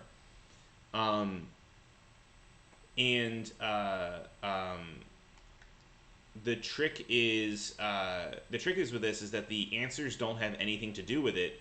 It's the topics of the puzzles themselves. And once you realize that, you can make the connections. I think that this mechanic I have not seen used much, where the puzzles, what the puzzles are about affects the meta. And I really think that this is an area of hunt design that is ripe for use, and I think it should be just used way more often. And so this was my way of getting it in here to make this puzzle feel special. Was to basically say like, oh, this is an apple puzzle, this is a pear puzzle, basically a vibes puzzle, right? The 1983 here to reference Daryl Strawberry, because it's really hard as hell to clue strawberry in a way that wasn't being used elsewhere in the hunt.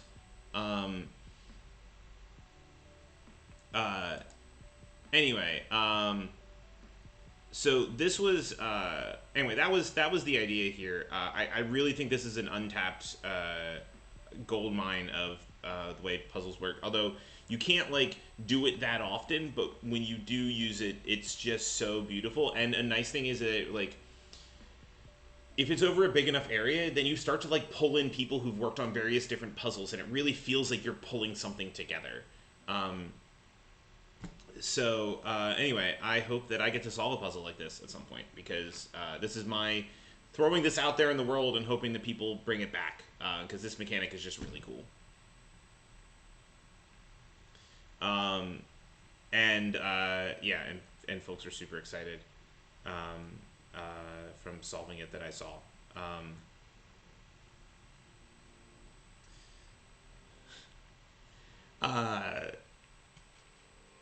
Pate, if you can make that work, I am very interested in seeing that.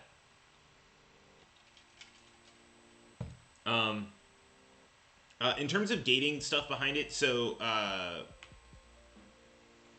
and in fact, actually, so this also kind of came from one of my wrong answers, where in a different puzzle hunt, where I definitely thought that there was like stuff being hidden in every puzzle that you had to go find, kind of like a gotta catch them all stuff, just hidden around. That was one of my ideas for a Pokemon hunt before it came out, that Pokemon were being hidden in every puzzle, and they weren't the answer; they were just being hidden in there. And then the there's an MPL extravaganza that does this with Clue that's really good.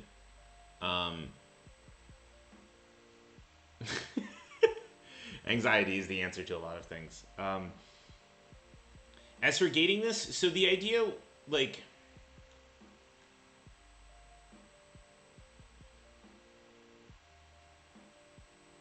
Well, June, I was the editor for that puzzle. So that's why it had a not entirely dissimilar mechanic. It was more focused on the titles than anything else, but yes, it was also, I subtly started pointing it that way. The story as written had you doing 1, then 2, then 3. And,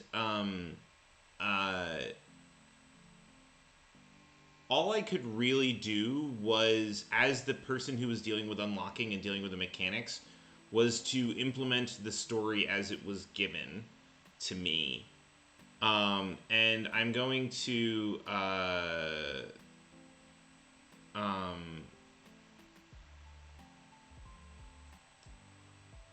I'm not here to throw shade at other Palindrome members, especially if they're not watching and it's technically behind their back. It's just that that's the way that they decided to do the thing, and I tried to implement it the best for solvers that I could. Best I could. That's all.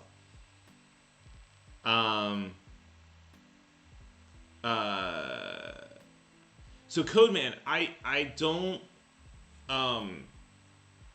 It's weird because... Okay. This is an H2, and this is an H3. I don't understand, like, the H2 is definitely bigger than the H3, but I can understand why people got confused.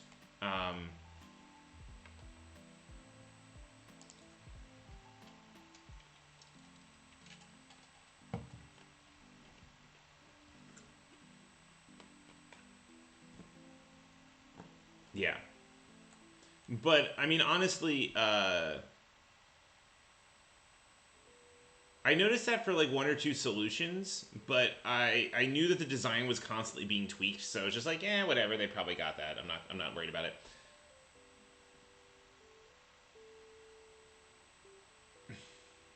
We were constantly joking about the Ariel versus Helvetica puzzle in 2019. Like, that just became a constant joke, especially after Justin went on his anti-Comic Sans rampage, which is fair. I don't blame him for anti-Comic Sans, but then that came up a lot. And I'm glad it... alright. Yeah. This did lead to the fruit around becoming like a multiple mini puzzle. The other thing is on Palindrome, we were joking earlier. We were joking earlier about how, like, what Palindrome's, like, go-to thing for solving problems in the hunt was, the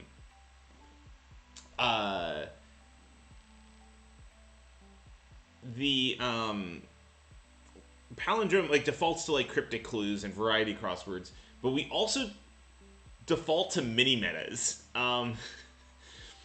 So, like, plot device definitely wasn't proposed as 10 mini puzzles when it in the first round of the story, and the fruit around was proposed as a runaround and not 5 mini puzzles, and so it did mean to, like, it did mean that we did kind of expand our scope on, like, accidentally, because technically the number of puzzles has increased the more and more we did it. So I think that when we looked at our original scope while planning, we were like, yeah, this is a smaller hunt. We're going to be fine. And then our scope accidentally kept growing. So, yeah.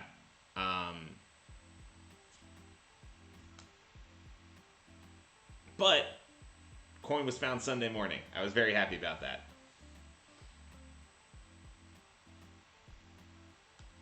I was, there's a lot of luck that goes into that, but I was happy for the non-luck parts of what I did that went into that. Mini metas are, however, great. Yeah, Justin, let's just say I stopped paying attention to the endgame channel for a while for very good reasons.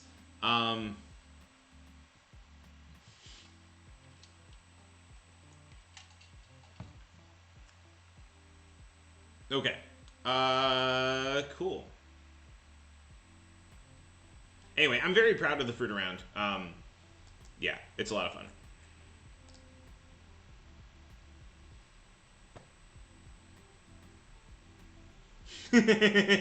Yeah.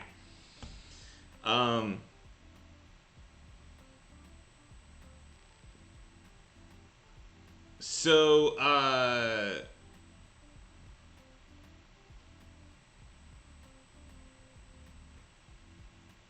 I'm glad you like the fruit around name. I was pretty proud of that.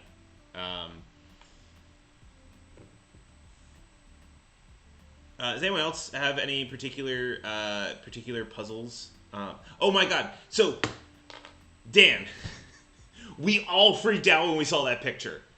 We all, like, anyone on Palindrome who was friends with you, and we saw that picture, our minds were just blown. Oh my god.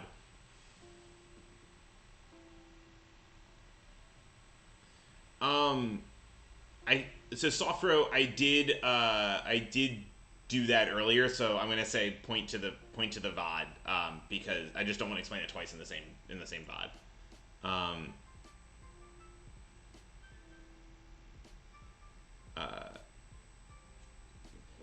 Justin, I didn't have any puzzles called "This Is Not a Puzzle." Yeah, sure, this is now a puzzle. Okay.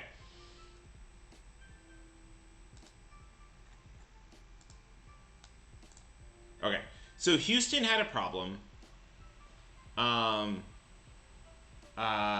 Houston had this problem that the round was particularly long. So if you look at the hunt unlocking sheet for it, like, it had a higher than average. Like, these ones didn't really exist. Like, this is now a puzzle didn't exist, and board members, I don't really think that's a one.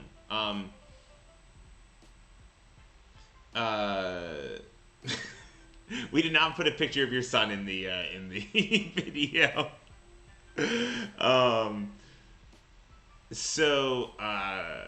Anyway, so this question of this round was being particularly hard. So they wanted an easier puzzle in, like, the one remaining answer that they had. And at the same time, we released the poster. So we released. Does Twitter start working? Can I go back on my Twitter?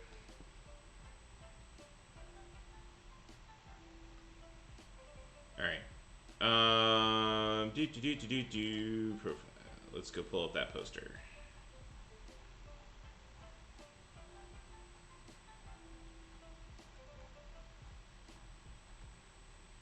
Yeah. So let's get the original version of the. Here's the original version of the poster. Okay. So this poster got posted, and it says "This is not a puzzle" on it, and at the very big letters at the beginning, and it says "not a puzzle" around the around the edges, and so actually this was not a bad joke, but there's a bunch of jokes, like, on Facebook and stuff that were, like, people saying, like, oh, maybe it is a puzzle, and it's like, so it's one thing about joking that everything that the running team puts out is a poster or is a puzzle, but it's another thing when it says "this is not a puzzle," because, like, the mystery hunt, you could have such a wide variety of you can have such a wide variety of puzzles that you really need a very clear sign that says like this is not meant to be a puzzle. We're not hiding stuff because like the mystery hunt will hide things in the first aid kit. They'll hide stuff in the health and safety guide, right? They'll put you through stuff in the FAQ. Like nothing is off limits to the mystery hunt. So you have to have a very clear line drawn that like, okay, we are not trying to do anything cute here. This is stuff that you really should pay attention to. And so I don't like those jokes as much because it just blurs that line, and that's not like safe. Not from like a people get hurt perspective, but from a just like knowing what is real and what isn't. So it's not really great. So when people started making 5 million jokes about this, Justin compiled them all into an image. He showed it on his stream. And then we realized that there was literally one answer left in the hunt. It was this biography answer.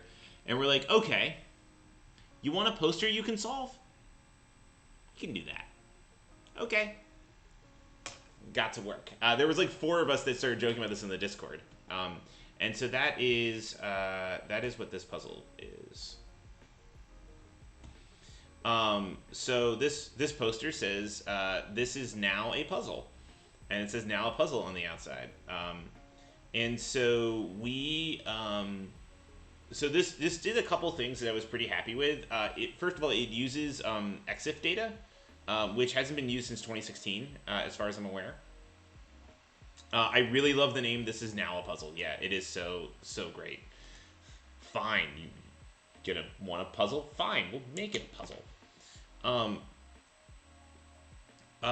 But it also had one of my other goals, which was, one of the things we talked about was, accessibility was such a big deal for us with this hunt, trying to make things as accessible as possible. And so one of the things that I felt like if we could make teams interact with accessibility features, whether or not they actually use them normally, then that's like a good thing to remind people that they exist. And so this is a puzzle that actually uses the alt text.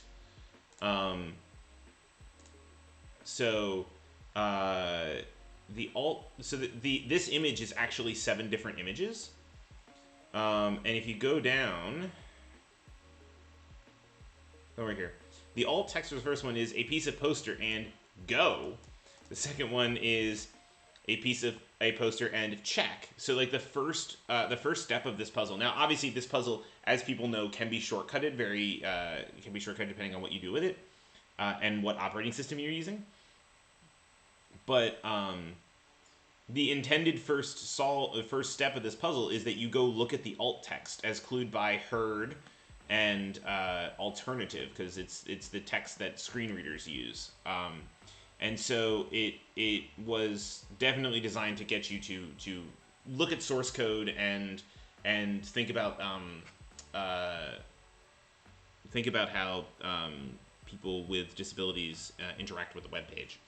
I personally hope that there was some person who used a screen reader who opened this puzzle and was like, and like the rest of the team was like staring at it, and the person on the screen reader is going, "Why haven't you guys gone to the registration site yet?" Or just like had that aha. Yeah. A code man. This is all thanks to Debbie Levinson. Debbie Levinson was amazing. She was our accessibility coordinator, and she did an amazing job. Anyway, if you go to the registration site,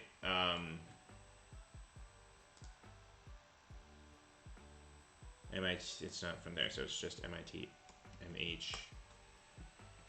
Yeah, so it says now a puzzle instead of not a puzzle, which I hope was a note that this is now changed. And then, it frequently asked, these are all one letter off of this is not a puzzle. She is an actual Palindrome team member. She does a lot of work for MIT, but as a freelancer, not as an MIT employee. Yeah. So anyway, and then this tells you about the EXIF data, and then you go back and you form the jigsaw puzzle.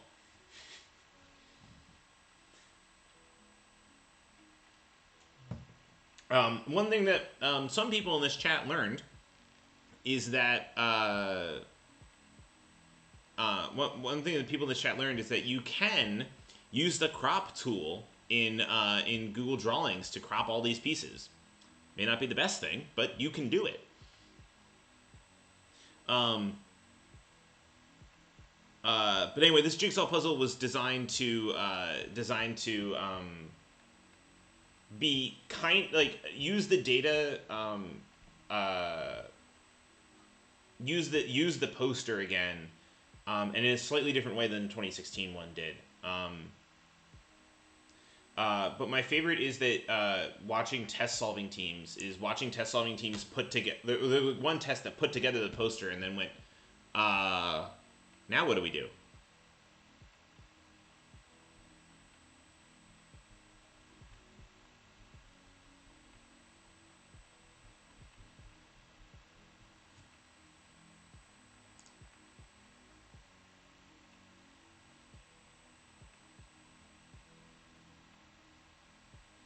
Yeah, Shy teaching me. I have to take a look at this. I'm going to put this on my checklist later. Okay. Also, people wanted to see the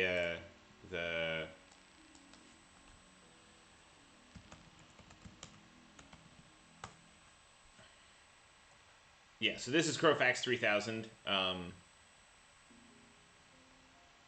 Yeah, Mac OS uses EXIF thumbnails in Finder. That was fun.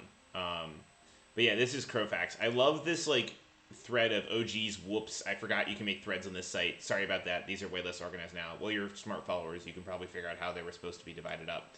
This turned out to be clue clue text that was definitely needed. We didn't have it in the original version, but I just love like the first two tweets are OGs and whoops, which is very high Blazeball energy of like, oh no.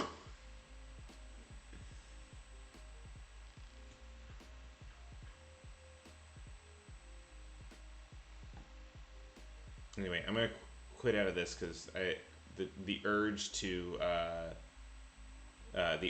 check Twitter notifications, and I don't want to do that on stream. Okay. It's what, 9 o'clock? I can still go for a little bit longer. Other things that people want to hear about.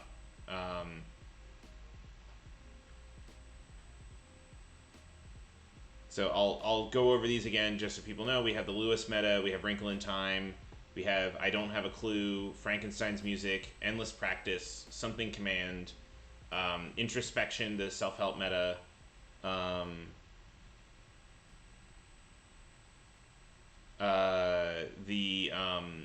first you go to the Word Search of Babel, Listery Hunt, and then book reports.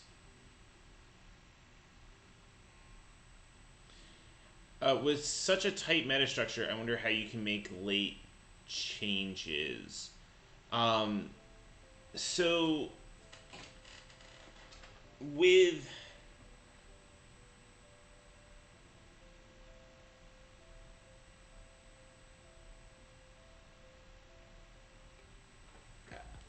I guess with such a tight meta structure. I mean, our meta structure was basically like hammered in like, I don't know, in June. Yeah. So we didn't make many late changes to the meta structure. I think the only real big changes were a couple answer changes, because self-help could take whatever answers I wanted.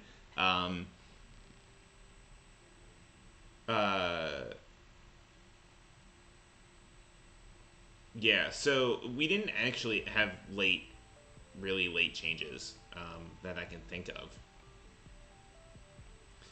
What am I most thankful for? I am incredibly thankful for everyone on the team putting up with my BS in terms of creating multiple tasks that required puzzles, or multiple puzzles that required tasks. Um,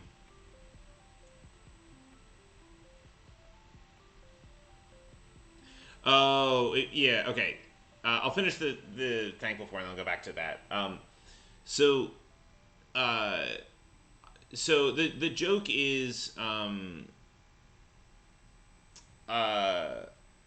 the joke was that I created the most of the work that my team had to do this past weekend, which is not untrue. I mean, I wrote the I co-wrote the scavenger hunt.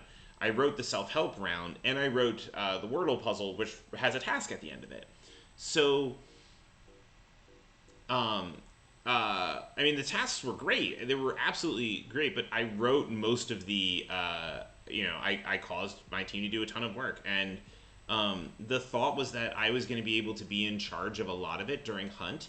And then that became pretty clear that I was a huge bottleneck, and that I wasn't really aware of, especially when the book reports started coming in before I got to MIT's campus. Um, so I'm very thankful for the people who stepped up, especially Eric and April Pinnick, um, uh, Genergy, who else? Sue Plus Plus, uh, and who like stepped up and kind of took over a lot of the stuff, and then the tons and tons of people who were checking different, um, picking up tons of people for just going over all these tasks, doing all the book report resolutions. It really made my cool weird idea round work fairly well. So that's kind of what I'm thankful for. Especially because like the self help meta is just something I wanted to do for, I don't know, since I found out about the hunt years and years and years ago, and so it was kind of nice to actually see. Yeah. Um, when your rounds are independent, if you think your hunt is too long, you can cut them. Yeah. Uh, we so I wrote a document that I am not going to share for various reasons. I probably share with a teammate, but I'm not going to share publicly, of what happens if the hunt goes too long. But one of our things was like we could pull a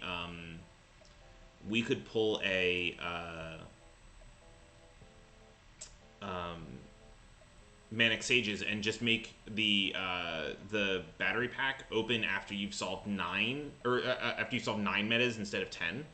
Um, um, we also had other knobs that we could turn. I wrote a whole bunch of thing, and then Dave Shukin, commented a bunch on it, which was good and things to look out for. But I was not worried about that, and here's the reason why. So this was my modeling of the hunt, and basically I took Eric's estimations of every puzzle. No. I totally get what you mean, Spelman.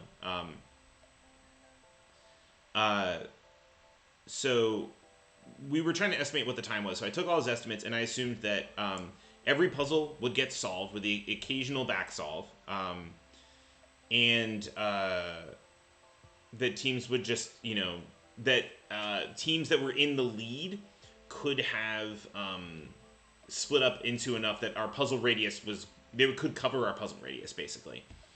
And so then I just went through a hunt with people taking the full time and doing all of that other stuff. And I don't know why this is italicized and underlined. Someone must have come in and done that later. So I modeled the whole thing. And according to my models, all Act 3 puzzles are solved by 7 p.m. on Saturday. And there's various reasons why this model is inaccurate, just from the assumptions that are put into it.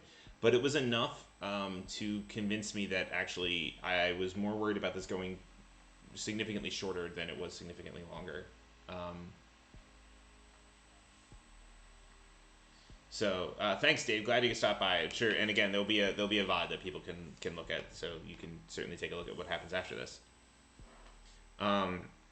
So anyway, this was really fun to make. It also the original self-help unlocking system. Every puzzle unlocked one other puzzle except self-help. When you solved the puzzle, you got half of an unlock, and then when you completed the task, you got another half of the unlock. But we found out way too late that it just wasn't working. It wasn't working on. Wasn't working from unlocks. So the code just didn't make it work, and so it ended up working like every other round, which was a little disappointing, but not enough that I was going to try to get Shy to change it mid-hunt.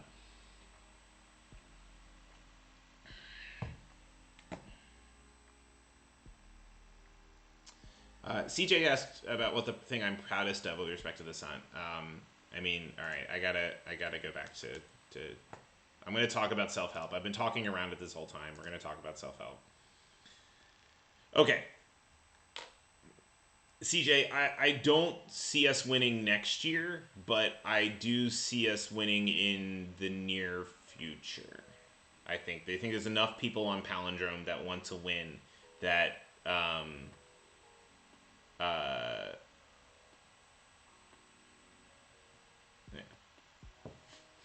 I think there's enough that we're not like ruling out like another win soon, but we're definitely like not doing it next year. Yeah, no. I need a rest. I need to rest and deal with some other issues. Also, there's a difference between when Palindrome tries to win and when we actually win, as we have learned the past how many years. I'm glad that worked out for you, David. Glad that it excellently worked out. Okay, so introspection. Okay, this is gonna be fun. So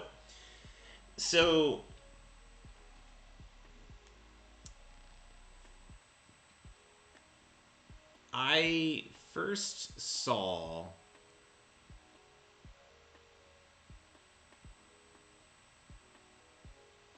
Okay, let's see if I can find this again.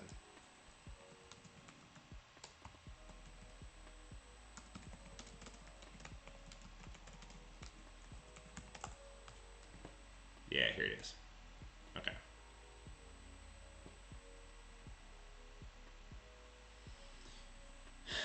Okay, so this was an article that I read, I guess, in 2004. It's by Mark Gottlieb. For perspective, I was in 8th grade at the time.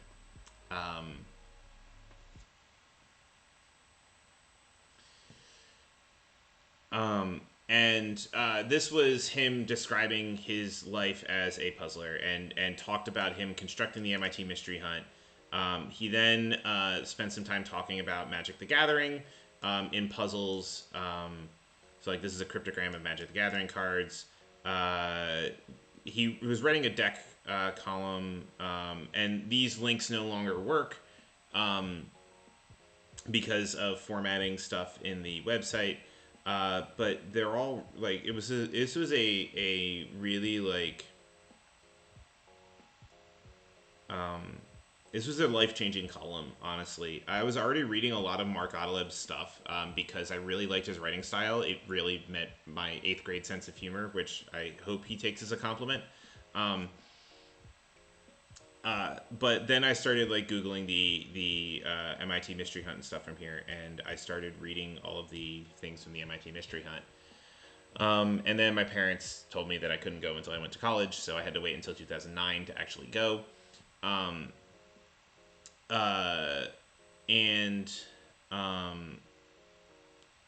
But when I went through so this is my entry into it, and when I first I saw this, I had a lot of like wild ideas, but one of the things that kind of sat with me was, well, what if you had puzzles that were different for every team? Because this is the kind of thing that you think of when you're in 8th grade, right? Like the wild like stuff that like you don't even consider now. when you're an adult, just like the wild things, and you know, people don't do it for very good reasons. Um, but I was just like, yeah, why not? Why wouldn't you do that? And then, um, so this was sitting, and I was watching a lot of hunts from I was watching a lot of hunts from you know, from the side, and then eventually got to 2009. I got to college. I got to do the hunt, and um, and I got obsessed. I absolutely got obsessed, and I was thinking about these puzzles all the time. And then I started making when we started winning in, or not winning, but when we started realizing we could win in like 2013, I really started not like keeping an actual document, keeping a list in my head of like the puzzles I wanted to try. And I had a this Vigneray by team name idea that was just sitting in the back of my mind for so long. That was built along like these ideas that I came up with in eighth grade, and I just could never get it to work. But I didn't have to get it to work because it wasn't like I was doing anything with it. Um, so I just sat down and imagined these like weird metas that like could technically, how could you technically make this work, and still get the right answer out of it. Um, and so I just sat on that for so long, and then eventually we won. And when we won, uh, we post the list of different genres, and I start messing around with this, and I realized that like using the name would be cool for self help. And it's like self help was listed as a thing, but like it's not like we're all like jumping at self help as a possible one. So I started writing it down, and I come up with a general structure that exists, except there were two major changes. So the first is that the actual introspection section down here didn't exist. Instead, each answer, each puzzle had a just 26 different possible answers. And the second thing is that the tasks didn't exist at the first glance. It was just literally each puzzle come up with 26 different answers. And then Ben told me, no, Jen, you can't do that. Um, uh, and so we ended up working at um, so then that's where the task idea came from, was a valid way of implementing this. um, but the because if you have a task, you can give people whatever answer you want. So that was the original thing. And then the first test realized that this was like incredibly shortcuttable. There was this huge Wheel of Fortune problem once you realized what was going on, because Vigneray you can do character by character. And so I solved the I solved the Wheel of Fortune problem by adding in more Wheel of Fortune. By putting all of the answers down here and then forcing you to Wheel of Fortune them all.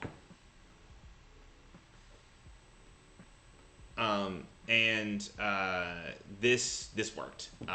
This became an instant hit on the team. It was the first round 3 meta that was created, and the first round 3 meta that was stamped for approval. Because we realized that like, holy crap, this is going to be a thing. We knew we weren't doing anything particularly innovative with the structure, so a meta like this really is a nice spice to add on there. And you know, it's funny because like this, so you know, the meta captains were myself, Mark Halpin, and Dave Shukin. And and then Eric Berlin was also on there because he was the captain and was on basically every committee, because that's what happens. And god damn, I have huge imposter syndrome on Palindrome. Like, I don't have the solving chops of in specific ways before Palindrome starts jumping on me. I don't have the solving chops in specific ways of what a lot of other people do. I have trouble filling in a grid. I have trouble with like the logic puzzles. Um, what I'm good at is I'm good at very specific things that are really helpful for puzzle hunts that also make me seem like a really good solver because I mean I am good at puzzle hunt solving. Um, and I walked into this hunt feeling like the imposter syndrome was incredible. And here I was sitting on a committee with three puzzle giants, and like I had Kevin Wald on my meta team, and I was editing Kevin Wald's metas. Like, holy crap!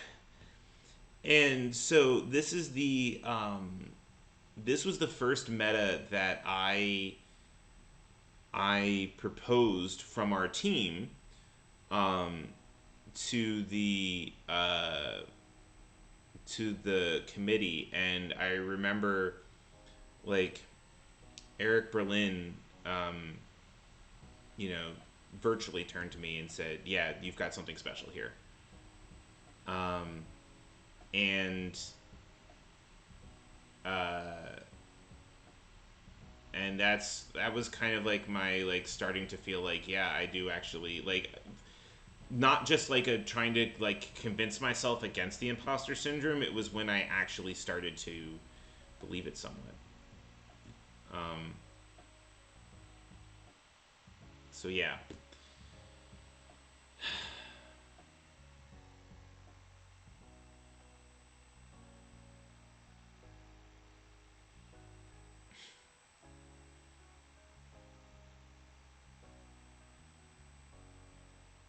yeah.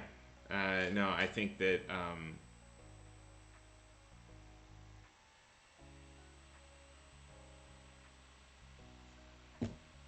yeah. So this is not just the meta that I've been trying to do since 2004. It's the meta that I've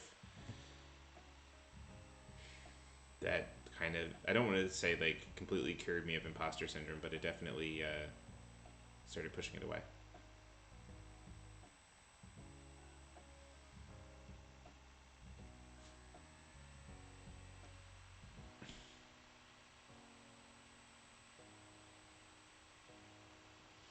Um, yeah.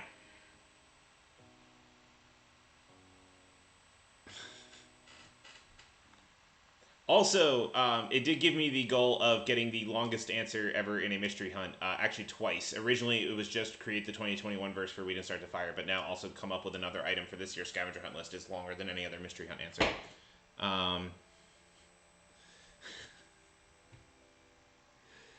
The important things. Sorry, I'm reading chat and I'm just yeah.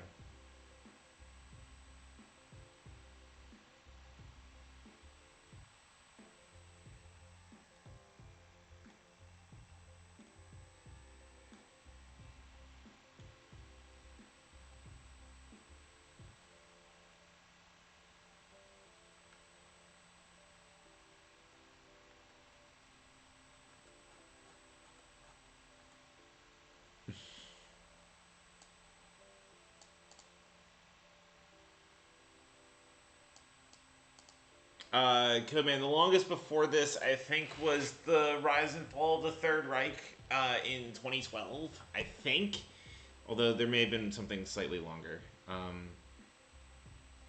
Yeah, I'm getting there. I'm getting there, Renee. The joke, by the way, about me crying is that when we found the coin last year, and I started crying.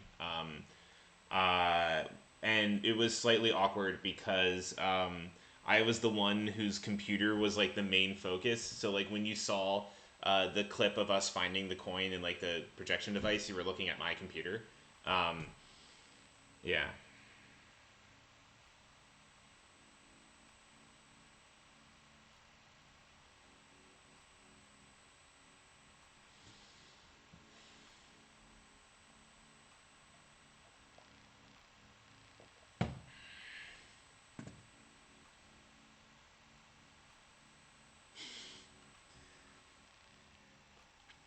I responded to one of the TSBI's telegrams with a quote from the B movie.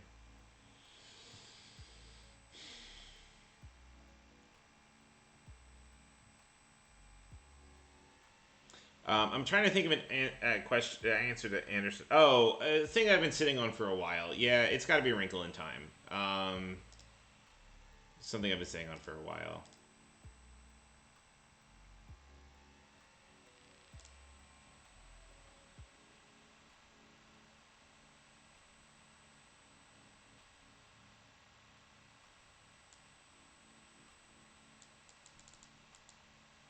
The 6 is Ben Bit Diddle. Maybe did I? What was that answer?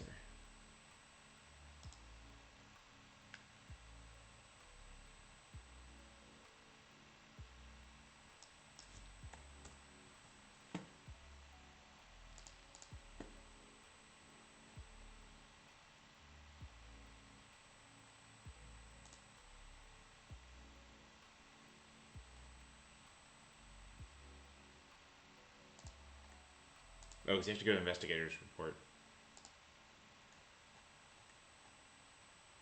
Oh, yeah. Okay.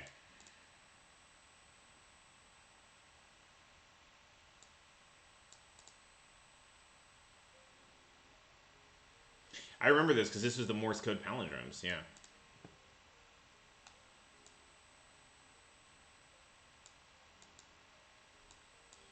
I did not write Wrinkle in Time in response to that. Okay, so Wrinkle in Time, this puzzle, oh my god. We're going right from a puzzle that did really well to a puzzle that, like, barely tripped over the finish line.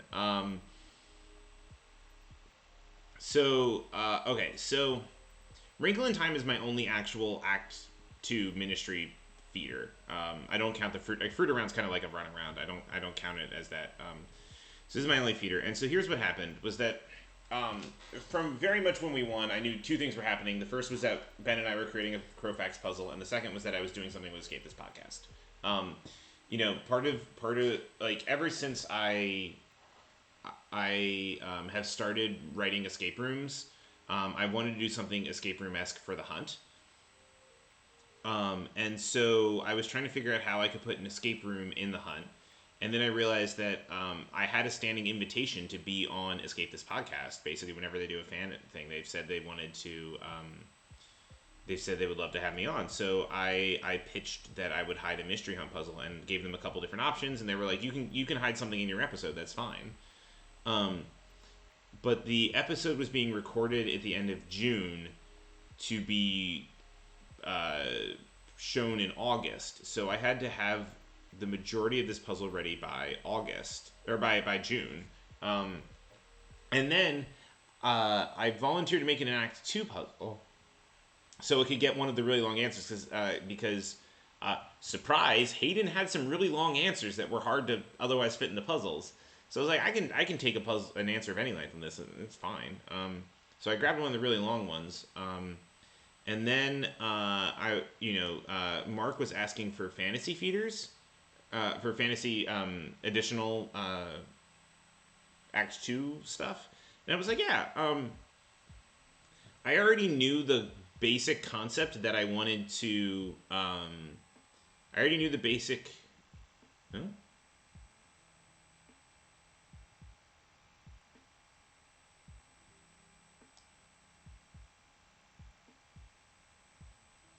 Okay, now it seems to be working. All right. I already knew the basic concept that I wanted to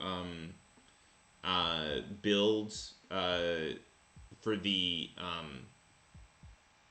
Escape This Podcast episode based around like this dimensional analysis idea. So I came up with the Wrinkle in Time thing, and I was like, well, a tesseract would be a very visual thing for the fantasy glyph. And so Mark was like, yeah, let's do it. So, but the original pitch for this, I'll pull this up here. The original pitch was that this was a text adventure. And so this is a text adventure that you can travel around and visit all sorts of different things. And so and you can go in,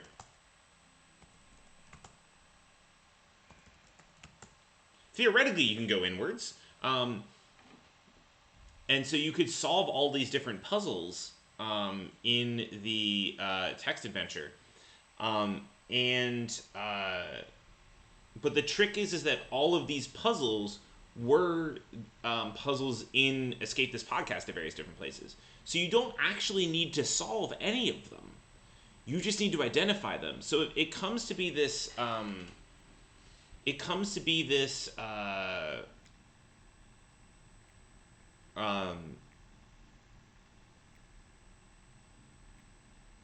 So it's an escape. It's a escape room text adventure where you don't have to solve any of the puzzles. You just have to identify them. But the problem is that when you give people a text adventure, they want to solve it, and like, no matter how many clues I put in this thing, that you do not have to solve every single thing, people still wanted to solve all 23 puzzles in it and put it in there without checking Escape This Podcast. Like everybody, excuse me, like, I remember one playtest where Renee said, "These are all from Escape This Podcast. I recognize this puzzle. It's from episode 1." And then nobody listened to her and nobody went to check, and they're all still solving puzzles, and I was like, "Wah!" Yeah, so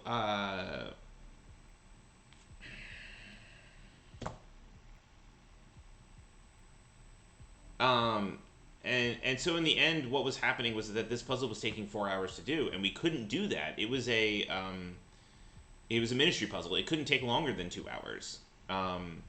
That was the defined thing, and it was like 2 hours just to do the text adventure. And so I ended up cutting the text adventure and making it this kind of lame ISIS puzzle. In retrospect, I should not have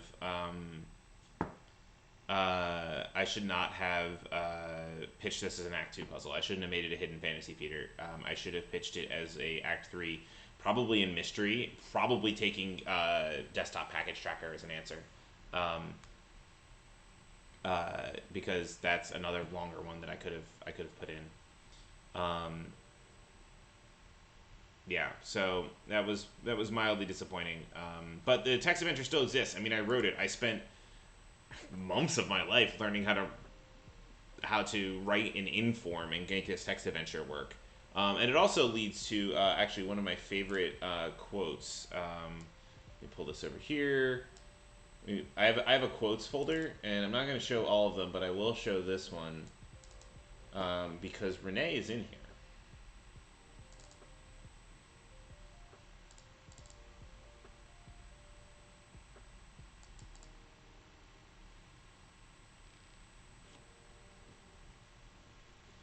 This was leading to somebody who was trying to take the fire pit in the text adventure, and then led to Renee saying this in chat.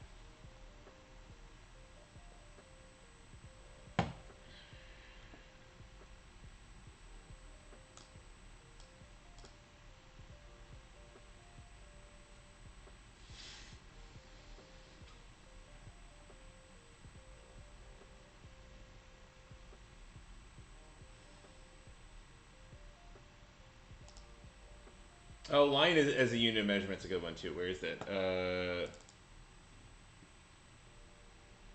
Oh, right. Yes. I forgot what the punchline on that one was.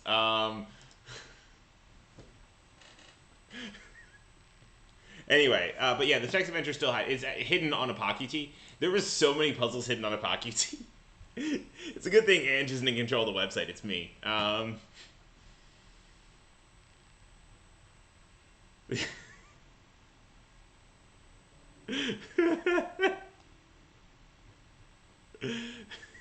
Yeah.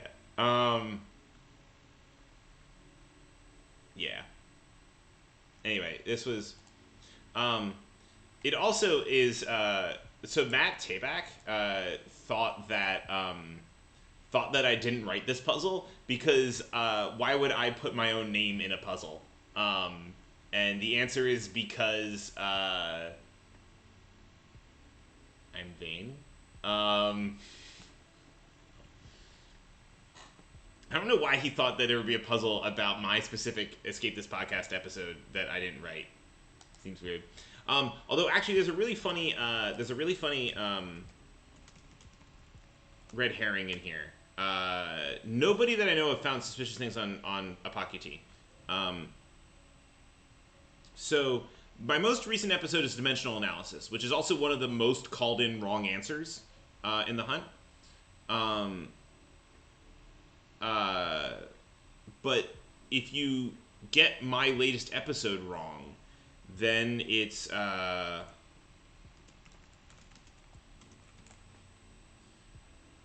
my one before that is It's Puzzles All the Way Down. And importantly about It's Puzzles All the Way Down, if you look at the notes, it contains...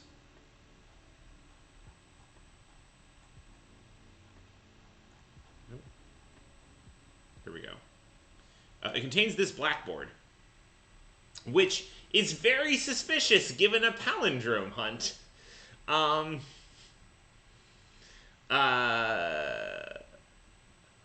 Wait, people had gone into Eldritch Garden too? Holy crap. I didn't know about Eldritch Garden.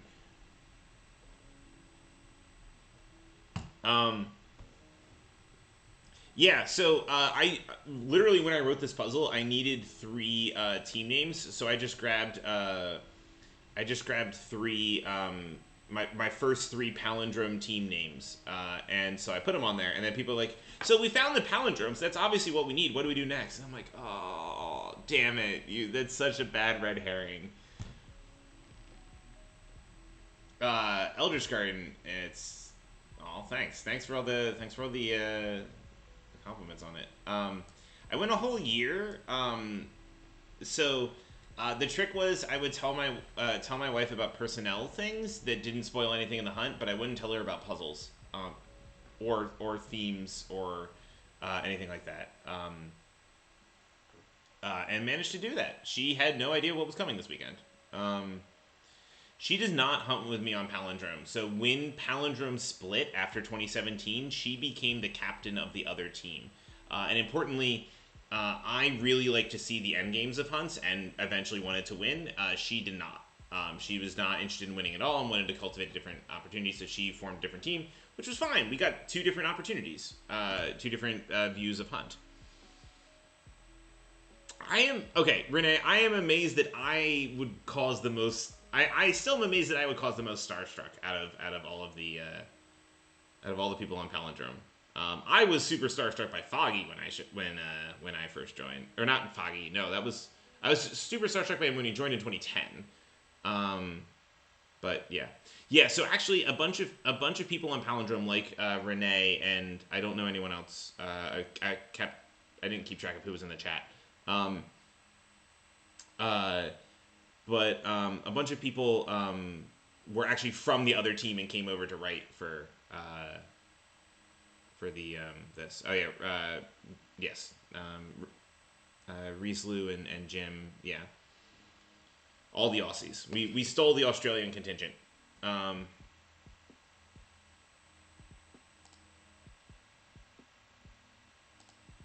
So yeah, Wrinkle in Time, basically it was there was a tactical error in there.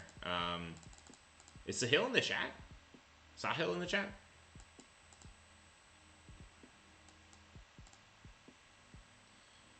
Hey, Fedoraj. Sure. Yeah, and especially Renee really wants to talk to me about the word search one, so. Alright. That is in New U City.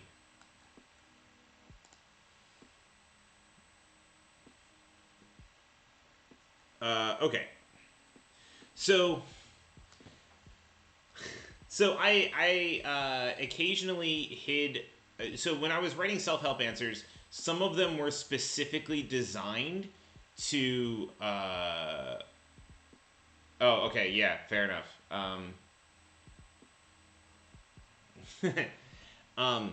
Some of the answers in self-help, because I had such freedom in them, were designed for very specific people. So I put the Pokemon answer for Toonhead. I put the Eurovision answer for Ben. This one was for me. I put Nancy Drew Solves a Puzzle because it was the other Escape This Podcast thing. I learned about the Nancy Drew video games and was originally going to make a puzzle about that. But the puzzle that was just coming up for the Nancy Drew video games just was not working. I did a whole like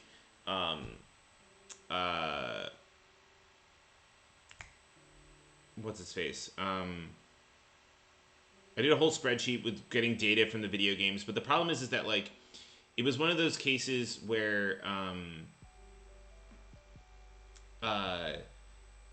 like I know all the data sources, but I was trying to like go from the perspective of a solver who had never interacted with it before, and I just could not get any reliable sources for these things. Everything had walkthroughs, but not like I was trying to do a puzzle based on puzzles in the video game, and like they didn't have how the puzzles work, just how to solve them to get through. And like the games aren't free online, so I can't use that. So it wasn't it just wasn't working. So Word Search of Babel, somebody brought up the Library of Babel.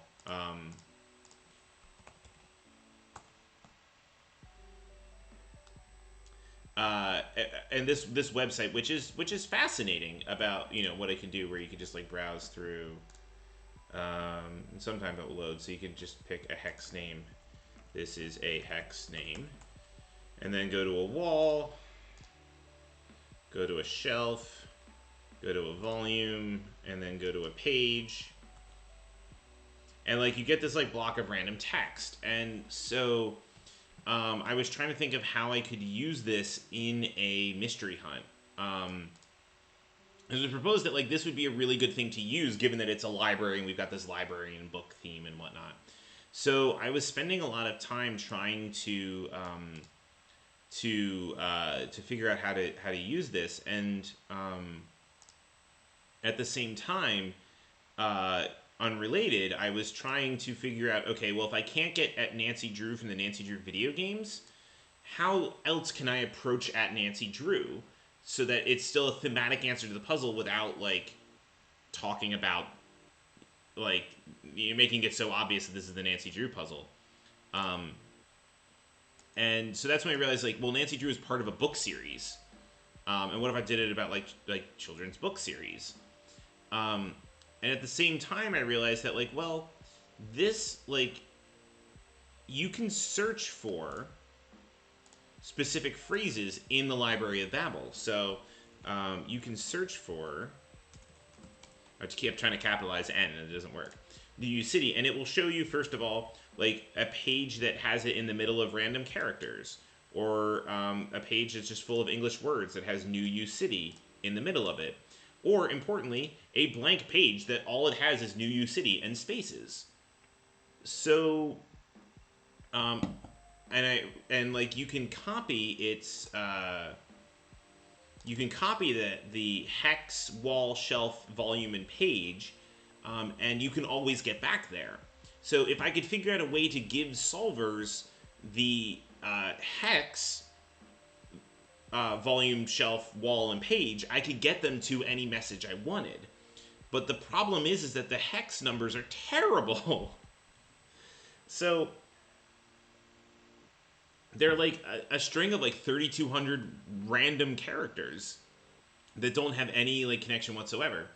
And so this became a question of like, okay, how can I get solvers a thing of this? And that's when it came up with this idea of a word search where you replace various different entries in the grid with other stuff. So you can find all of these different things. So you can see here the light fantastic right across there, or what's down here at the volume bottom. Vile Village is backwards right here. And so that's where this whole replacement thing.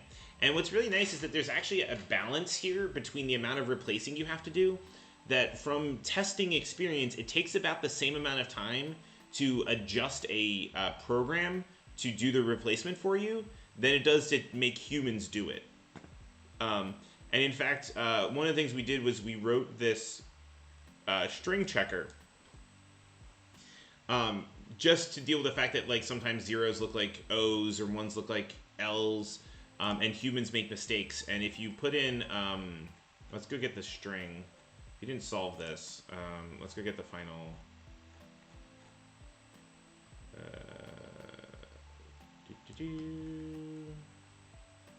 So if you take this whole string,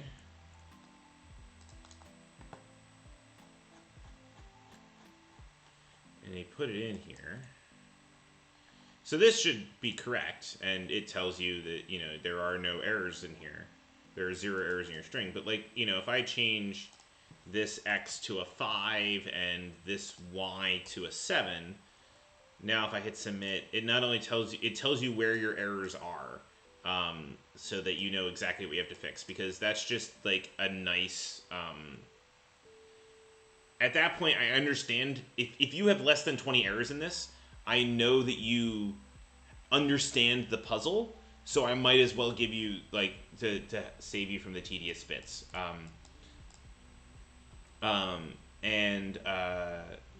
Yeah. The other thing is, from the list of,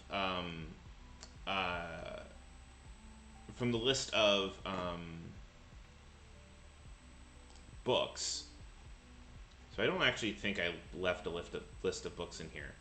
But the list of books includes, like the first 12 books of Animorphs, and the first 12 books of Help, I'm Trapped in blah blah blah body. And someone called me out on being the trans woman who put both of those theories in. One of these is Help, I'm Trapped in My Sister's Body, which was very formative. And I definitely didn't spend lots of time thinking about the Animorphs universe and human transformation. Not at all. Nope. Nope, nope, nope. So anyway, I hope that like a trans person or two may have noticed that. That's like my like bat signal for trans women, at least.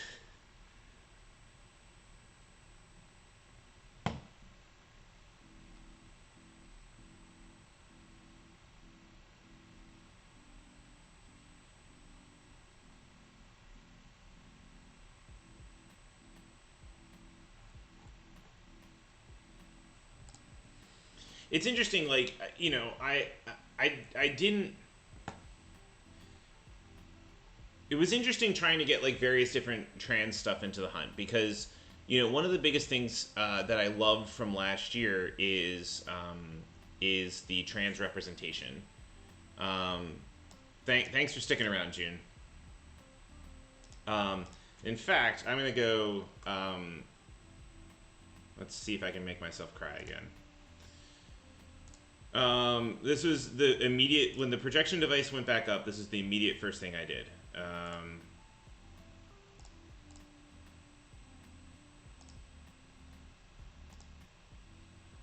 Whatever. We're going into the projection device.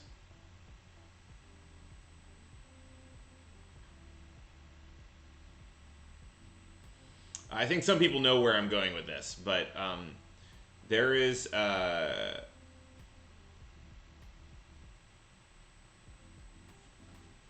you know, there was the person, there's the one NPC in the projection device that, like, I immediately, as soon as I found out that she existed, I immediately stopped everything I was doing and went out to seek her. And also, like, I honestly,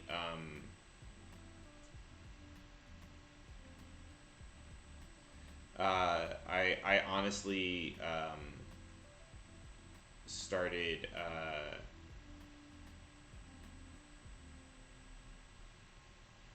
it was, I dropped everything I was doing to look for her. Also, like, there was the one person who, had they, them, oh.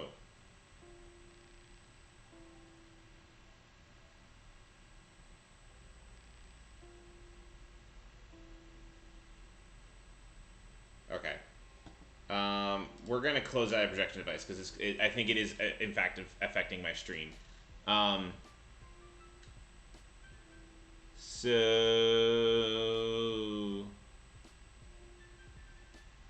yeah.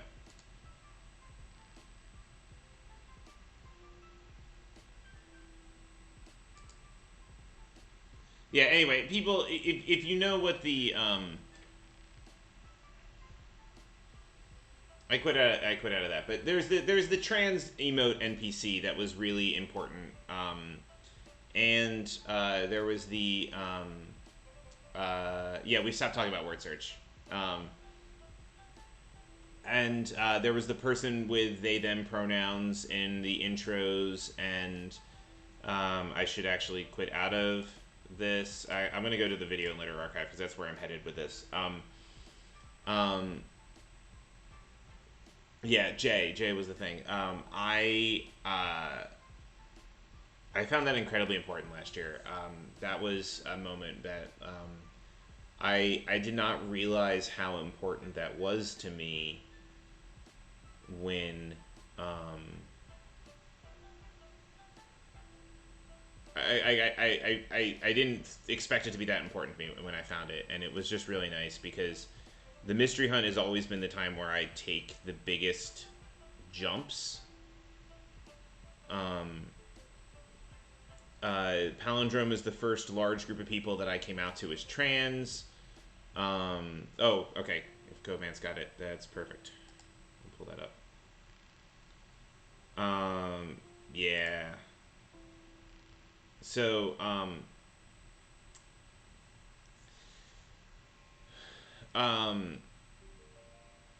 so I wanted to like subtly have some trans representation because it's the one thing when like you like beat it over the head with people like we have trans folk here, and I wanted to create some like subtle places for trans people to know that they've been seen, and that one was maybe a little bit more on the subtle side, the one in word search, but like, you know, one of the big things for me was that I really wanted to do one of the ministers specifically so that I could be that trans representation. And so I am the minister from New U City. And what's interesting is in the New U City video, I did a thing. And I don't know whether this was, first of all, how much people noticed. And secondly, how much people, what people thought of it. But if you listen to the video, there's the point where the Dr. Weird Trick is talking to the solvers, and then points where she's talking to her kid. And when I was talking to the solvers, I specifically lightened my voice a bit. I don't like doing it that much because I use the deeper voice more when puzzle solving, just because I'm aware of how people perceive me, and it's kind of and I have to put a lot of effort into using this. But I figured for the video, it would be good to talk to the solvers like this, but then indicate that she's like dropping the facade to talk to her kid, and then like basically switch voices, and it's a weird thing if you don't know that I'm trans, because I know that lots of people don't recognize me as trans from the first go.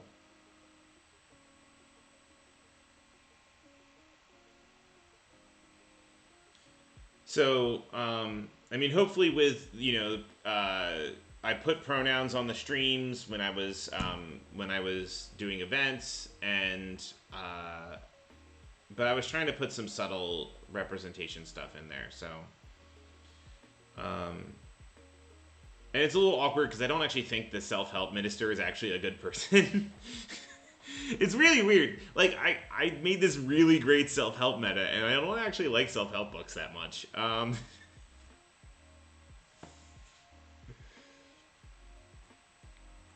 So, yeah. These videos are great. Like, honestly, these videos are so good.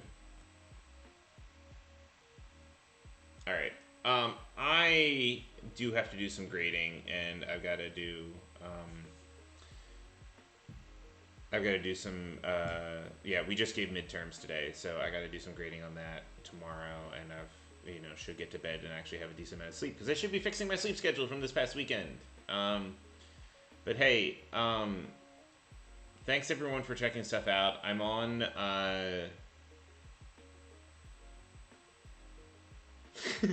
I'm glad that there was some Transdar off of the Blazeball videos. Yeah, so I'm in the Puzzle World Discord, which I suspect that many people in here are. But I can actually copy the. If you are not, I can copy the invite into the chat.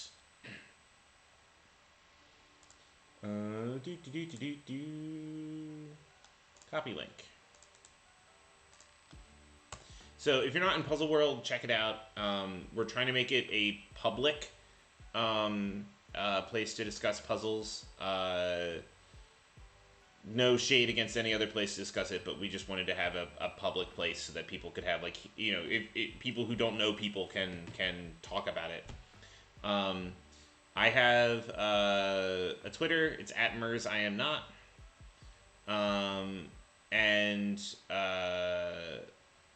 And I have a website that is puzzles I write with my wife, Apocuty. And if you want to see puzzles that I write overall, my wife and I write something every week for Neil Patrick Harris's Wondercade blog. Wondercade newsletter. So if you sign up for that, you get a puzzle from my wife and I every Wednesday, or most Wednesdays at least. But yeah. Thanks, everyone. Have a wonderful night. Please, everyone, fix your sleep schedule.